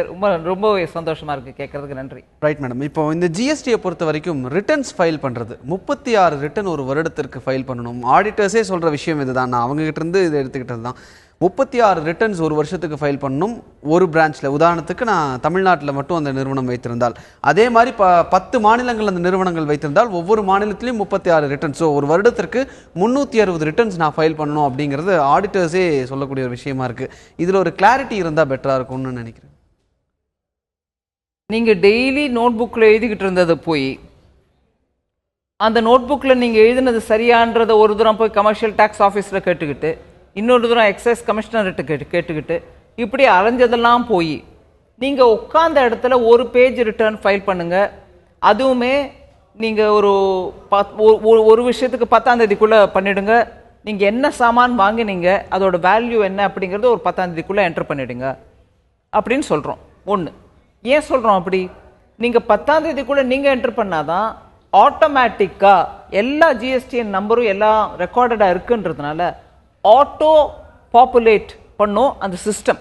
என்னத்தை நம்ம வாங்கி இருக்கக்கூடிய பொருள்களின் இன்புட் டேக்ஸ் கிரெடிட் நம்மளுக்கு வர வேண்டியதை உங்களுக்கு ஆட்டோ பாப்புலேட் பண்ணி மாத கடைசிக்குள்ளே உங்களுக்கு வரக்கூடிய ஆஃப்செட் கிரெடிட்ஸ் எவ்வளவு, நீங்கள் எவ்வளவு கழிச்சுக்கிட்டு நீங்கள் கட்ட வேண்டியது எவ்வளவு அப்படிங்கிறத அந்த ஆட்டோ பாப்புலேஷன் பண்ணுறதுக்கான ஏதுவாக நீங்கள் 10ஆம் தேதிக்குள்ளே அதை பண்ணலைன்னா உங்களுக்கு கிடைக்காது. அது இல்லாமல் நீங்கள் உங்களோட பணத்தை நீங்கள் கம்ப்யூட்டர் மூலமாகவே செலுத்தணும், என்னோட வரியை செலுத்தணும்னா கிரெடிட் இல்லாமல் நீங்கள் செலுத்தினீங்கன்னா எது அதிகமாக செலுத்த வேண்டியிருக்கும். அதுக்கப்புறம் ரீஃபண்ட் கேட்க வேண்டியிருக்கும். இந்த வேலையே இல்லாமல் நீங்கள் 10ஆம் தேதிக்குள்ளே பண்ணிவிடுங்க. ஆட்டோ பாப்புலேட் ஆகிடும் உங்களுக்கு வர வேண்டிய சலுகைகள், அதாவது டேக்ஸ் கிரெடிட்ஸ். அந்த டேக்ஸ் கிரெடிட்டோட பிக்சர் எடுத்துக்கிட்டு ரிட்டர்ன் ஃபைல் பண்ணுங்கள், பேமெண்ட் பண்ணுங்கள். அந்த பேமெண்ட் பண்ண பிறகு உங்களுக்கு அது பண்ணுறதுக்கு முன்னாடி தெரியும் நீங்கள் எவ்வளோ கிரெடிட் எடுக்கலான்ட்டு. அதுக்கப்புறம் நீங்க பேமெண்ட் பண்ண பிறகு ரிட்டர்ன் வரும், அதையும் ஃபைல் பண்ணிக்கோங்க. சோ இது பேசிக்கலி எல்லாம் நீங்க உட்கார்ந்த இடத்துலயே பண்ணலாம். ரைட். இது பேசிக்கலி இன்புட் டாக்ஸ் கிரெடிட் எடுக்கிறதுக்கு ஈஸியான வர்க் அப்படினா அது டு ஹெல்ப் தி சிஸ்டம். இல்லனா நீங்க வருஷ கடைசில உட்கார்ந்து ஒரேடியா பண்றது டிடிஎஸ் ஒன்னு. உங்களுக்கு அப்போ எவ்வளவு கிரெடிட் வரும்ன்றத பாத்துக்கிட்டு ஒருவேளை குறைச்சு இருந்ததுன்னா நீங்க யாரை போய் அப்போ 12 மாசத்துக்கு கேட்கணும். அதனால அப்பப்போ சீக்கிரமா பண்ணிட்டு போயிடலாமேன்றதுதான். சிஸ்டம் டெக்னாலஜி நம்மளுக்கு இருக்குன்றதுனால பண்ணுங்கிறோம். Okay madam. இந்த நிலையில் ஈரோட்டிலிருந்து இந்திய தொழில்துறை சார்ந்தவர்கள் அவங்களுடைய அடுத்த கேள்வி என்ன? ஈரோடு அரங்கிலிருந்து உங்களுடைய கேள்வி என்ன, நீங்கள் கேட்கலாம். வணக்கம். ஈரோடு தொழில் கூட்டமைப்பின் ஈரோடு கிளையிலிருந்து வெங்கடேஸ்வரன் பேசுகின்றேன். நன்றி. வணக்கம் மேடம். என்னுடைய கேள்விகள் ஒரு 4 கேள்விகள் இருக்குது மேடம். முதலாவதாக நம்ம ரீசைக்கிள்டு பிளாஸ்டிக்ஸ், அதாவது நம்ம ஸ்வச் பாரத்துடைய முயற்சியின் மூலியமாக நம்ம பிளாஸ்டிக்ஸை வந்துட்டு தனியாக பிரித்து ஒவ்வொரு வீடுகளிலும் தோறும் ஒவ்வொரு தொழிற்சாலைகள் தோறும் பிளாஸ்டிக்கை தனியாக பிரித்து அதை மறுசுழற்சிக்கு ஏற்பாடு செய்ய வேண்டும் என்று நம்ம ஊக்குவிக்கின்றோம். அந்த மாதிரி ஈரோடிலும் வந்துட்டு நாங்கள் வந்துட்டு அந்த மாதிரியான இந்த ரீசைக்ளிங் யூனிட்ஸை வந்துட்டு நம்ம என்கரேஜ் பண்ணி இந்த ரீசைக்கிள்டு பிளாஸ்டிக்ஸ் எல்லாம் அவங்க எடுத்து ப்ராடக்ட்ஸாக பண்ண சொல்லி என்கரேஜ் பண்ணிகிட்டு இருக்கோம். அதில் வந்துட்டு இந்த சேர்ஸ் எல்லாம் நிறைய செய்கிறாங்க. அது சாமானிய மக்கள் உபயோகிக்கக்கூடிய அந்த சேர்ஸ் எல்லாத்துக்கும் கூட நம்ம வரி விதிப்பு வந்துட்டு 25% இருக்கின்றது. எனவே இதை வந்துட்டு வெகுவாக குறைத்து அவர்கள் வந்துட்டு அந்த எளிதிலே அதை கிடைக்கக்கூடிய, அதாவது ரீசைக்கிள் பிளாஸ்டிக்லேருந்து வரக்கூடிய இந்த சேர்ஸ் மாதிரி பொருட்கள், வீட்டு உபயோக பொருட்கள் குறிப்பாக அதை வந்துட்டு நம்ம கொஞ்சம் நீங்கள் கன்சிடர் பண்ண வேண்டிய அவசியம் இருக்குன்னு நினைக்கிறேன். இதை நீங்கள் கொஞ்சம் நம்ம கவுன்சிலுக்கு கொஞ்சம் எடுத்துரைக்க வேண்டும் என்று கேட்டுக்கொள்கின்றோம். அடுத்ததாக டெக்னிக்கல் டெக்ஸ்டைல்ஸில் குறிப்பாக இந்த ஓவன் பேக்ஸ், ஓவன் சாக்ஸ் இந்த மாதிரி இருக்கக்கூடிய இடத்துல இன்புட் டேக்ஸ் கிரெடிட், அதாவது இன்டர்மீடியட் பொருட்களுக்கு, அதாவது ஃபேப்ரிக்கு, அதே மாதிரி எஃப்ஐபிசிக்கு இந்த மாதிரிலாம் கொஞ்சம் அனாமலிஸ் இருக்குது. அதாவது இன்புட் டேக்ஸ் கிரெடிட் அதிகமாகவும் ஃபைனல் ப்ராடக்ட்டுடைய டேக்ஸ் ரேட் வந்துட்டு கம்மியாகவும் இருக்குது. அது ஏற்கனவே நீங்கள் டெக்ஸ்டைல் இதுக்கு சொல்லியிருந்தாலும் இதுக்கும் நீங்கள் எடுத்துக்கொள்ள வேண்டும் என்று கருத்தில் எடுத்துக்கொண்டு கவுன்சிலுக்கு தெரிவிக்க வேண்டும் என்று அதற்குரிய ஆவணம் செய்ய வேண்டும் என்று கேட்டுக்கொள்கிறேன். இப்போது நேரம் குறைவாக இருப்பதனால உங்களுடைய கேள்விகளை நீங்கள் சுருக்கமாக பதிவு செய்யலாம். இப்போ நீங்கள் சொன்ன கேள்விகளுக்கு மேடம் உங்களுடைய விளக்கங்கள் எதுவும் இருந்தால் நீங்கள் எழுப்பின 2 விஷயம் கூட இம்பார்ட்டண்ட்டுங்க. ரீசைக்கிள்டு பிளாஸ்டிக்கை வெர்ஜின் பிளாஸ்டிக்லேருந்து நம்ம டிஃப்ரென்ஷியேட் பண்ணணும். ப்ளஸ் ரீசைக்கிள்டு பிளாஸ்டிக்கில் நம்ம நாட்டில் ஸ்வச் பாரத் கேம்பெயினுக்கு அதனால நிறைய இம்பேக்ட் இருக்கும். கிராமப்புறங்கள்லையும் சரி நகரங்கள்லையும் சரி கலெக்ஷன் ஆஃப் வேஸ்ட் ஒரு பெரிய இஷ்யூவாக இருக்குது. ஒவ்வொரு வீட்டிலேருந்தும் எடுத்துகிட்டு வரது ஒரு விதமாக இருந்தால் ஒரு குப்பைமேட்லேருந்து கூட எடுத்துகிட்டு வர பொருளையும் நம்ம ரீசைக்கிள் பண்ண வேண்டியிருக்கு. ஸ்வச்ச பாரத்துக்கு இதெல்லாம் இம்பார்ட்டண்ட் காம்பனண்ட்ன்றதுனால இதுக்கு ஒரு விதமான ட்ரீட்மெண்ட் கொடுக்கணும்னு நீங்களும் சொல்கிறீங்க. இதுக்கு முன்னாடி நான் வந்திருந்த போது கூட ஈரோட்லையும் திருச்சியிலும் இந்த விஷயத்த சொன்னாங்க. நான் டெஃபினட்டாக நீங்கள் சொன்ன இந்த பாயிண்ட்டை நான் ஜிஎஸ்டி கவுன்சிலுக்கு எடுத்துகிட்டு போகிறேன். பிகாஸ் நம்மளோட லார்ஜர் அஜெண்டாவில் இது ஒரு பெரிய பங்கு வகிக்கிறது. அதை நான் ரெக்கக்னைஸ் பண்ணுறேங்க. ரெண்டாவது நீங்கள் கேட்ட கேள்வி கூட ஜிஎஸ்டி கவுன்சிலில் அனாமலிஸ் எங்கெங்கே இருக்கோ, அதை இன்வெர்டட் டியூட்டி ஸ்ட்ரக்சராக இருந்தாலும் சரி, இன்டர்மீடியட் ப்ராடக்ட் டாக்ஸேஷனாக இருந்தாலும் சரி, intermediate product taxation versus final product taxation விஷயமா இருந்தாலும் சரி, அனாமலிஸ் எங்கே இருந்தாலும் கூட தயவு செய்து கூச்சமே இல்லாமல் எனக்கு அனுப்பி வைங்க. நான் ஜிஎஸ்டி கவுன்சிலுக்கு டெஃபினட்டாக சொல்கிறேன். Right madam. கோவையிலிருந்து இன்னொரு நேயர் நம்முடன் நினைக்கிறார், பெரியசாமி. வணக்கம் பெரியசாமி. பொருட்கள் மற்றும் சேவை வரி குறித்து உங்களுடைய சந்தேகம் என்ன? கேள்வியை கேளுங்க, மேடம் உங்களுக்கு வந்து விளக்கம் சொல்லுவாங்க. மேடம், முதல் என்னுடைய வாழ்த்துக்கள். இந்த ஜிஎஸ்டி பொறுத்தவரை நாங்கள் திரைத்துறை சம்பந்தப்பட்டவர்கள். எங்களுடைய திரையரங்குக்கு 18 மற்றும் 28% வரி விதிக்கப்பட்டிருக்கிறது. இந்த சூழ்நிலையில் தமிழ்நாடு கவர்மெண்ட் லோக்கல் டாக்ஸ் என்ற பெயரில் மேலும் ஒரு 30% வரியை சொல்லியிருக்கிறார்கள். இத்தகைய சூழ்நிலையில் 58% வரி என்பது திரைத்துறை பொறுத்த வரைக்கும் மிகப்பெரிய இழப்பு மற்றும் ஒரு முடியாத ஒரு சூழ்நிலையில் நாங்கள் இருக்கோம். மேலும் திரையரங்குகளை பொறுத்தவரை டிக்கெட் கட்டணம் தமிழ்நாட்டை பொறுத்தவரை மிக குறைவாக, அதிகபட்சம் ஒரு 25-30 ரூபா வரைக்கும் தான் இருக்குது. இந்த சூழ்நிலையில் நாங்கள் எப்படி டேக்ஸ் கட்ட முடியும்? எங்க கோரிக்கை வந்து கவர்மெண்ட் சொல்லி இது வரைக்கும் எந்த ரெஸ்பான்ஸ் இல்லை. தயவு செய்து எங்களுக்கு டிக்கெட் ஒரு 100, 150, 200 வரைக்கும் ஏற்றி கொடுத்தா நாங்கள் டேக்ஸ் கட்ட தயாரா இருக்கோம். அதே நேரத்தில் அந்த 30% வரி தயவு செய்து நீக்கினா தான் எங்களால தொழில் நடத்த முடியும். தயவு செய்து இந்த இதுல நீங்க உதவி செஞ்சு எங்களுக்கு இந்த பிரச்சனையை சுமூகமாக முடித்து கொடுக்க கேட்டுக்கொள்கிறோம். தமிழ்நாட்டில் திரைப்பட தொழில் ரொம்ப ரொம்ப முக்கியமானதுங்க. அதன் மூலமாக வருமானம், அதன் மூலமாக வரக்கூடிய வருமானத்தினால அது முக்கியம்னு நான் சொல்லலை. தொழில்துறையில் அந்த மாதிரி ஒரு டெக்னிக்கல் சுப்பீரியாரிட்டி அடைந்த ஒரு தொழில்னா அது ஃபில்ம் இண்டஸ்ட்ரி தான். அதற்கான வாழ்த்துக்களை நான் எப்பொழுதும் தெரிவிக்க விரும்புவேன், அதை இப்போவும் தெரிவிக்கிறேன். அதனால் தமிழ்நாடு ஃபில்ம் இண்டஸ்ட்ரி அண்ட் அவங்களுக்கு இண்டஸ்ட்ரியில் இருக்கக்கூடியவங்களுக்கு ஜிஎஸ்டினால் வரக்கூடிய கஷ்டங்கள், அதுலேருந்து வரக்கூடிய இஷ்யூஸை பற்றி பேசுனீங்கன்னா நான் டெஃபினட்டாக ரொம்ப கூர்ந்து தான் கவனித்து அதை பற்றி விளக்கம் கொடுக்க முயற்சிக்கிறேன். ஆனால் இந்த சந்தர்ப்பத்தில் இது சொல்கிறேன்னு தப்பாக நினச்சிக்காதீங்க. நம்ம தமிழ்நாட்டுக்குன்னு ஸ்பெஷலாக இருக்கக்கூடிய இந்த செக்டரை பற்றி நம்ம ஸ்டேட்லேருந்து இருக்கக்கூடிய ஜிஎஸ்டி கவுன்சில் மெம்பராக இருக்கக்கூடிய நம்ம ஃபைனான்ஸ் மினிஸ்டரும் கொஞ்சம் விவரத்தோடு எடுத்துரைச்சா நம்மளுக்கு வேணுங்கிற மாதிரி கொஞ்சம் அனுகூலமாக வந்திருக்கலாம். அவர் எடுத்து உரைக்கலன்னு நான் சொல்லலை, எடுத்து உரைச்சிருப்பார். ஆனால் நம்மளுக்கு இந்த செக்டரில் தமிழ்நாட்டில் இருக்கக்கூடிய ஃபில்ம் இண்டஸ்ட்ரிக்கு இருக்கக்கூடிய ஸ்பெஷாலிட்டியை மனசில் வச்சுக்கிட்டு அவரும் சரி நாங்களும் சரி டெஃபினட்டாக இதில் கொஞ்சம் ஒரு முறை மறுபரிசீலனை பண்ணுறதுக்கு நான் சொல்கிறேங்க அவங்கக்கிட்ட. நீங்களும் ஸ்டேட் கவர்மெண்ட் மூலமாக, ஸ்டேட் ஃபினான்ஸ் மினிஸ்டர் மூலமாக இந்த விஷயத்தை ஜிஎஸ்டி கவுன்சில் எடுத்துரைக்க வேண்டும் அப்படின்னு நீங்கள் ஒரு கோரிக்கை அவங்கக்கிட்ட கொடுக்கணுங்க. நம்ம ஸ்டேட்டுக்கு ஸ்பெசிஃபிக்காக இருக்கக்கூடிய சில ஸ்பெஷல் விஷயங்களை நம்ம மந்திரி மூலமாக அங்கே சொன்னால் அதுக்கு ஒரு மதிப்பு. அதனால் தயவு பண்ணி நீங்கள் எங்கிட்ட சொன்னீங்க, நானும் உங்களுக்கு வாக்குறுதி கொடுக்குறேன். டெஃபினட்டாக ஜிஎஸ்டி கவுன்சிலில் உங்களோட விஷயத்தை எடுத்து உரைக்கிறேன். நீங்கள் அதுக்கான ரெப்ரசன்டேஷனை இவங்க இந்த ஸ்டூடியோவில் இவங்களுக்கு அனுப்பி வைங்க. இவங்ககிட்ட நான் கலெக்ட் பண்ணி நான் பண்ணுறேன். ஆனால் நம்மளுக்கு இருக்கக்கூடிய ஸ்டேட் விவகாரத்தை ஸ்டேட் மந்திரியும் எடுத்து உரைச்சா நல்லாயிருக்கும். மேம், இப்போது மக்கள் இந்த ஜிஎஸ்டியை பார்க்குறத பொறுத்த வரைக்கும் பார்த்தா, மக்கள் அதிகமாக பயன்படுத்தக்கூடிய பொருட்களுக்கு அதிக வரியும், குறைவாக பயன்படுத்தக்கூடிய பொருள்கள் வந்து கம்மியான ஸ்லாப்லையும் போட்டிருக்காங்க அப்படின்ற மாதிரியான ஒரு கருத்து இருக்குது. உதாரணத்துக்கு சொல்லணும்னா, நான் செல்ஃபோன் பில்ஸ் எல்லாம் எனக்கு 18%, ஃப்ளைட்டில் எக்கானமி கிளாஸில் போகிறதுக்கு எனக்கு 5%. ஸோ இல்லைங்க, அது வெரி ராங் லாஜிக். எனக்கு ஒரு விதத்தில் மனசில் வேதனை என்னென்னா, நான் எத்தனை தான் ஜிஎஸ்டிக்கு பின்னாடி நோக்கம் என்ன, ஜிஎஸ்டியை ஒரு பாரதிய ஜனதா கட்சி டெல்லியில் உட்காந்துட்டு அவங்க மாத்திரம் போட்டாங்க அப்படிங்கிறது இல்லை. ஒவ்வொரு ஸ்டேட்லேருந்து வந்திருக்கக்கூடிய மந்திரிகளும் அவங்களுடைய ஓட்டர்களை மனசில் வச்சுக்கிட்டு அங்கே சொல்ல வேண்டியதை சொல்லி தான் ஒரு வருஷமாக கொடுக்கல் வாங்கல் அப்படிங்கிற அந்த ஒரு பேசிஸில் சர்ச்சை நடந்து இன்னைக்கு ஒவ்வொரு பொருளுக்கும் இவ்வளோ ரேட்டுன்னு போட்டிருக்கோம். எல்லா கேள்விக்கும் விளக்கமாக பதில் சொன்ன பிறகு கூட மக்கள் அதிகமாக யூஸ் பண்ணுறது மேலே ஜாஸ்தி வரி போட்டீங்க. ஃப்ளைட் டிக்கெட்டுக்கு போட இல்லை, இது மக்களிடம் இல்லைங்க. மக்களை பொறுத்த வரைக்கும் தான் நாங்களும் பதில் சொல்றோம். மக்களை பொறுத்த வரைக்கும் நான் கேட்கறேன்னு கேட்ட கேள்வியே கேட்டுக்கிட்டு இருந்தா கூட விளக்கம் நான் சொல்றேங்க. விளக்கம் கிளியரா கொள்கை விவகாரமா நான் சொல்லிட்டு தான் இருக்கேன். நீங்க 10,000 ரூபாய் போடுற இடத்துல 5% தான் போட்டிருக்கீங்க. 100 ரூபாய்க்கு நான் ஒன்று வாங்கினா அதுக்கும் 5% போட்டிருக்கீங்கன்னா பர்சன்ட்டுங்க. அது it's a value based number. நான் 100 ரூபா செலவழிக்கிற இடத்துல 5 ரூபா வாங்கினேன். 10,000 ரூபா செலவழிக்கிற இடத்துலையும் 5 ரூபா தான் வாங்கினேன்னா தப்பு. ஆனா நம்ம சொல்றது என்ன, பர்சன்ட்.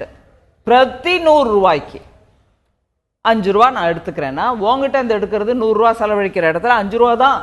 ஆனா 10,000 ரூபா செலவழிக்கிற இடத்துல 500 ரூபா வாங்குறேன்னா இல்லையா? அதனால பர்சன்டேஜுங்கும் போது அவனுக்கும் 5 எனக்கும் 5னா இல்லைங்க, சாரி, அவனுக்கு 100க்கு 100 போட முடியுமா? கொள்ள அடிக்கலையே government. Tax ad valorem value based நம்பர்ங்கும் போது ஒவ்வொரு 100 ரூபாய்க்கு எவ்வளவு எடுக்கிறேன்றதான். உங்ககிட்ட இருந்து 5 ரூபா தான் எடுக்கிறேன், 10,000 ரூபா செலவழிக்கிறேன்ட்டு 5% மேனிக்கு எவ்வளவு எடுப்பேன் அதை நம்ம பார்த்துக்கணுமா இல்லைங்களா? ஸோ இந்த மாதிரி ஐம் சாரி, இது நான் ஒரு கிண்டலை ஒன்று சொல்றேன், தப்பா நினச்சிக்காதீங்க. இந்த மாதிரி மக்களை ஒரு கன்ஃபியூஸ் பண்ண வைக்கக்கூடிய சில கேள்விகளை இப்படி போட்டுட்டா நீங்க என்ன இல்லை, உங்களுக்கு யாரும் சொல்றாங்க, நீங்க அதை என்கிட்ட கேட்குறீங்க, தப்பு ஒன்றும் இல்லை. ஆனா இப்படி பிரச்சாரம் பண்றதுனால யாருக்கும் ஆதாயம் இல்லை. கவர்மெண்ட் கொள்ள அடிக்கிற மாதிரி இருந்தால் உங்ககிட்ட நான் 100 ரூபா வாங்குவேன், அவங்ககிட்ட இருந்து 100 ரூபா வாங்குவேன். ஆனால் லட்ச ரூபா செலவழிக்கிறவங்ககிட்ட 100 ரூபா வாங்கினா அநியாயம். நாங்கள் அது பண்ணலீங்களே. we are only saying 5%. இன்னைக்கு ஏழைகள் அப்படின்னு ரொம்ப ஹோட்டலுக்கே போகாத ஏழையை பற்றி நம்ம பேசும்போது சாமானியப்பட்ட மக்கள் கூட இன்னைக்கு ஒரு சீப் ஏர்லைனில் போக முடியுமா? என் பையன் அமெரிக்காவில் இருக்கான், ஒரு தூரம் போய் பார்த்துட்டு வர முடியுமா? என்னால் கட்டுப்படி ஆகாது. ஆனாலும் டெல்லியில் இருக்கிறான். இப்போ நீங்கள் பாருங்கள், அந்த செல்வராஜுங்கிறவர் குஜராத்லேருந்து பேசினார். 90% நான் பார்த்துருக்கேங்க. குஜராத்தில் திருநெல்வேலி, சிவகாசி, விருதுநகர் அந்த ஏரியாஸ்லேருந்து நிறைய பேர் இருக்காங்க. ஒரு தரமாவது எங்கள் அம்மா அப்பாவை நான் ஃப்ளைட்டில் கூட்டிகிட்டு வரணுங்கிறாரு. அது தப்பா? அது பணக்காரர் அவரு? அப்படிதாங்க. நம்ம கொஞ்சம் எல்லா ஆர்குமெண்ட்டையும் கொஞ்சம் ரீசனபிளாக பார்த்தோம்னா, கவர்மெண்ட் அப்போ அநியாயம் பண்ணிச்சுன்னா கேளுங்க. பர்சன்டேஜ் 5 ரூபாய்க்கு ஈக்குவலாக பேசினா எனக்கு அது நியாயமாக தோணல. Okay madam. இப்போது மதுரையிலிருந்து இந்திய தொழில் கூட்டமைப்பை சார்ந்தவர்கள் அடுத்த கேள்வியை முன்வைத்திருக்கிறார்கள். உங்களுடைய கேள்வி என்ன மதுரை அரங்கிலிருந்து? வணக்கம் மேடம், என்னோட பேர் தங்கப்பாண்டி ஜெயராமன். ரைஸ் அரிசி ஆலை வச்சுருக்கோம். தமிழகத்தில் உள்ள எல்லா அரிசி ஆலை சார்பாகவும் எல்லாருக்கும் என்ன சந்தேகம்னா, இப்போ ஒரு பிராண்டை ரிஜிஸ்டர் பண்ணுற ப்ராசஸ் எடுத்துக்கணும்னா வந்து ஃபைல் பண்ணி அது டிஎம் வர்றதுக்கு 2 இயர்ஸ் ஆகும். டிஎம்ஐ ஆகிறதுக்கு 3 இயர்ஸ் ஆகும். ஸோ நான் டிஎம் வந்தாலே இந்த டேக்ஸ் கலெக்ட் பண்ணணுமா, இல்லை ஃபைல் பண்ணாலே கலெக்ட் பண்ணணுமா, இல்லை ஆர் வந்தால் மட்டும்தான் கலெக்ட் பண்ணணுமா? மற்றொரு கேள்வி, அடுத்த ஒரு கேள்வி மேடம். நீங்கள் சொல்லும் பொழுது சொன்ன விஷயங்கள் வந்து இப்போ ஜென்ரலாக மத்திய அரசாங்கம் வந்து பார்த்தீங்கன்னா பாஸ்மதி, நான் பாஸ்மதி அப்படின்ற 2 வேறு அரிசிக்கும் தனித்தனி கொள்கையாக தான் வச்சுருந்தாங்க. இந்த டேக்ஸில் மட்டும் ஒரே மாதிரியாக வச்சுருக்கோம். ஏன்னா தென்னிந்தியாவில் மட்டும்தான் நான் பாஸ்மதி அதிகமாக பயன்படுத்துகிறோம். இது வந்து அதிகபட்சமாக கிலோ 50 ரூபாய்க்கு மேலே கிடையாது. ஆனால் பாஸ்மதின்றது 150 ரூபாய்க்கு மேலே உள்ள அரிசி. ஸோ இங்கே உள்ள முறைகளில் மக்கள் அதிகமான, ஏன்னா உள்ளீடு எங்களுக்கு வந்து டேக்ஸ் கிடையாது ரா மெட்டீரியல்ஸ்க்கு. ஸோ முழுக்க முழுக்க வந்து இது கஸ்டமர்ஸ் தான் லோட் பண்ணுற மாதிரி இருக்கும். இதை பற்றி உங்களுக்கு கருத்து சொல்லுங்கள் மேடம். இல்லைங்க, நான் திருப்பி இதே பாயிண்ட்டை தான் சொல்கிறேன். நீங்கள் அரிசி மேலே டேக்ஸ் போட்டிருக்கீங்க, பாஸ்மதி மேலேயும் டேக்ஸ் போட்டிருக்கீங்க, சாமானிய அரிசி மேலே போடுறது நியாயம் இல்லை அப்படின்னு இதெல்லாம் நீங்கள் தத்துவ ரீதியாக சொல்கிறீங்களே தவிர, நீங்கள் சின்ன மூட்டை அரிசியை பிராண்டு ட்ரேட்மார்க்குன்னு இல்லாமல் விற்கவங்க மேலே வரியே இல்லை. வரி இல்லாமல் நீங்கள் தயவு பண்ணி விற்றுக்கங்க, வரி இல்லாமல் வாங்கிக்கிறாங்க. ட்ரேட்மார்க்கோட நீங்கள் போட்டிங்கன்னா இந்த அரிசி ஆனாலும் நான் பாஸ்மதி அரிசி, பாஸ்மதி அரிசி ஆனாலும் ட்ரேட்மார்க்கோட இருந்தால் நீங்கள் வரி கட்ட போகிறீங்க. அதனால் இது பொதுப்படையாக எல்லா மக்களும் உணவில் உபயோகிக்கக்கூடிய அரிசி மேலே டேக்ஸ் போட்டுட்டீங்க அப்படின்னா அப்படி போடலை. ட்ரேட்மார்க்கோட ஒரு பர்டிகுலர் பிராண்டு அட்வர்டைஸ்மெண்ட் பண்ணி எங்களோடு தான் சுகாதாரமாக விற்கக்கூடியது, நல்ல குவாலிட்டி இப்படின்லாம் சொல்லி விற்கிறவங்க மேலே வரி போடுறோமே தவிர, சாமானியமாக ஒரு அரிசி மண்டிக்கு போய் நீங்கள் மூட்டையை வாங்கிட்டு வந்தீங்கன்னா உங்களுக்கு வரி இல்லைங்க. இது நம்ம திருப்பி நிறைய தடவை சொல்ல வேண்டிய தேவை இருக்குன்னு எனக்கு தோணுது. மக்களை நம்மளுக்கு புரியாத விஷயத்த இல்லை சரியாக புரிஞ்சுக்க வேண்டிய விஷயத்த இன்னும் நம்ம சொல்லி பிரச்சாரத்தின் மூலமாக நீங்கள் பண்ணுறீங்கன்னு சொல்லலை நான். ஆனால் ஜென்ரலாக நான் தமிழ்நாட்டில் திருப்பி கேட்குற நான் என்னோட கேள்விக்கு வரக்கூடிய கேள்விகள் இதுதான். ஐயோ அரிசி மேலே வரி போட்டாங்க. இல்லைங்க, போட்டிருந்தா உங்கள் ஃபினான்ஸ் மினிஸ்டர் இங்கே வந்திருக்க முடியுமா திருப்பி? ஏன்னா அவரும் தானே ஜிஎஸ்டி கவுன்சிலில் இருக்காரு. ஒரு மோடி உட்கார்றதில்ல. மோடி இத்தனைக்கும் ஜிஎஸ்டி கவுன்சிலில் இல்லை. ஜிஎஸ்டி கவுன்சிலில் 29 ஸ்டேட்ஸ்லேருந்து இருக்கக்கூடிய ஃபினான்ஸ் மினிஸ்டர்ஸ் இருக்காங்க. 7 யூனியன் டெரிட்டரியிலேருந்து அவங்க ஃபினான்ஸ் மினிஸ்டர் இருக்காங்க. மத்திய அரசின் சார்பால் ஒரே ஒரு ஃபினான்ஸ் மினிஸ்டர் அருண் ஜேட்லி இருக்காருங்க. எல்லாருக்கும் ஈக்குவல் ரைட் இருக்குங்க அவங்க விஷயத்தை பற்றி பேசுறதுக்கு. தமிழ்நாட்டில் விவரமாக யூஸ் பண்ணக்கூடிய பொருள்கள் ஒவ்வொன்றையும் பற்றி பேசுறதுக்கு, அதே போல மத்திய அரசியல் பேசுறதுக்கு அருண் ஜேட்லிக்கு எவ்வளவு வாய்ப்பு இருக்கோ அவ்வளோ வாய்ப்பு நம்ம ஜிஎஸ்டி கவுன்சிலில் இருக்கக்கூடிய நம்மளுடைய ஃபினான்ஸ் மினிஸ்டர் தமிழ்நாட்டிலேருந்து வரக்கூடியவருக்கும் இருக்கு. அதனால ஏதோ இங்க இருக்கக்கூடிய குரல்களை கேட்காம டெல்லியில அருண் ஜேட்லி ஃபிக்ஸ் பண்ணிட்டாருன்ற எண்ணத்தில் நம்ம பேசவே வேண்டாம். ஆனா முடிவும் அப்படி ஆகல. முடிவு என்ன? பிராண்ட் இல்லாம நார்மலா நீங்க அரிசி மண்டியில போய் வாங்கினீங்கன்னா வரி இல்லைங்க. ஆனா அதே அரிசியை தரம், பிராண்டு, ட்ரேட்மார்க், மாதுரி தீக்ஷித் இல்ல இன்னொருத்தர் மூலமா அட்வர்டைஸ்மெண்ட் பண்ணிட்டு இருந்தீங்கன்னா நீங்க வரி கட்டலாமேங்கிறோம். இல்ல வேணாங்கிறீங்களா, ட்ரேட்மார்க்கை நீங்க வித்ட்ரா பண்ணிடுங்க, நீங்க வித்துக்கங்க, உங்க பேரை போட்டுக்கோங்க, அதே பிராண்டை போட்டுக்கோங்க, வித்துக்கங்க. அந்த ட்ரேட்மார்க் வேணாம், உங்களுக்கு வரி கட்ட முடியாதுன்னா ட்ரேட்மார்க் வேணாங்க, வித்துக்கங்க. ஓகே மேடம், இவ்வளோ நேரம் சாமானிய மக்கள் தொடங்கி தொழில்துறையினர் வரைக்கும் ஒவ்வொரு டிஸ்ட்ரிக்ட்ல இருந்தும் அவங்க கேட்ட கேள்விகள் அனைத்திற்கும் இவ்வளோ விளக்கங்கள் கொடுத்தீங்க. உங்கள் பிஸி ஸ்கெட்யூலில் இவ்வளோ நேரம் எங்களோடு வந்து இந்த விளக்கம் கொடுத்தமைக்கு மிக்க நன்றி. எனக்கு இந்த வாய்ப்பு கொடுத்ததுக்கு ரொம்ப நன்றிங்க. இதுலேருந்து நிறைய விஷயம் வந்துச்சு. சிலதுக்கு நான் பொதுப்படையாக பதில் கொடுத்துட்டு நீங்கள் எனக்கு மெமராண்டம் அனுப்புங்கன்னு சொல்லியிருக்கிறேன். அந்த மெமராண்டம் உங்ககிட்ட வந்துச்சுன்னா தயவு பண்ணி எனக்கு அனுப்பி வைங்க. கண்டிப்பாக ஒரு ரீசனபிள் டைம்குள்ளே அது எல்லாத்துக்கும் பதில் கொடுக்க பார்க்குறேன். ஆனால் சிலது என் கையை தாண்டி ஜிஎஸ்டி கவுன்சில் எடுக்க வேண்டிய தீர்மானமாக இருந்துச்சுன்னா அது பொறுப்பு எனக்கு போஸ்ட்மேன் அளவு பொறுப்பு தான் இருக்கும், கொடுக்கக்கூடிய அந்த அளவுக்கு தான் இருக்கும். இல்லை எடுத்திருக்கக்கூடிய தமிழ்நாட்டிலேருந்து வந்திருக்கிறேன், இங்கேயும் நான் நீங்கள் சொன்னதெல்லாம் கேட்டேன்றதுனால ஜிஎஸ்டி கவுன்சிலுக்கு அதை எடுத்து உரைக்க முயற்சி செய்கிறேன். அதுக்கு மேலே இந்த டிசிஷன் அவங்களோடது, இதை கொஞ்சம் புரிஞ்சுக்கணும். இல்லை, உண்மையில் இந்த சிறப்பு நேரலை மூலமாக மக்கள் கேட்ட கேள்விகளுக்கும் தொழில்துறையினர் கேட்ட கேள்விகளுக்கும் நீங்கள் விளக்கம் அளித்தீங்க அப்படின்றத தாண்டி நம்மளுடைய இந்த நிகழ்ச்சி வந்து ஜிஎஸ்டி கவுன்சில் வரைக்கும் செல்வதற்கான ஒரு பாலமாக அமைகிறது அப்படிங்கிறது வந்து மிகவும் சந்தோஷமான ஒரு விஷயம். இவ்வளோ நேரம் உங்களுடைய நேரத்தை ஒதுக்கி எங்களுக்கு விளக்கம் அளித்தமைக்கு நன்றி.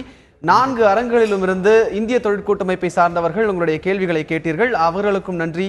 பொதுமக்களும் பல்வேறு கேள்விகளை கேட்டு இந்த நிகழ்ச்சியை சிறப்புற செய்தமைக்கு நன்றி. இத்துடன் இந்த சிறப்பு நேரலையை நிறைவு செய்கிறோம்.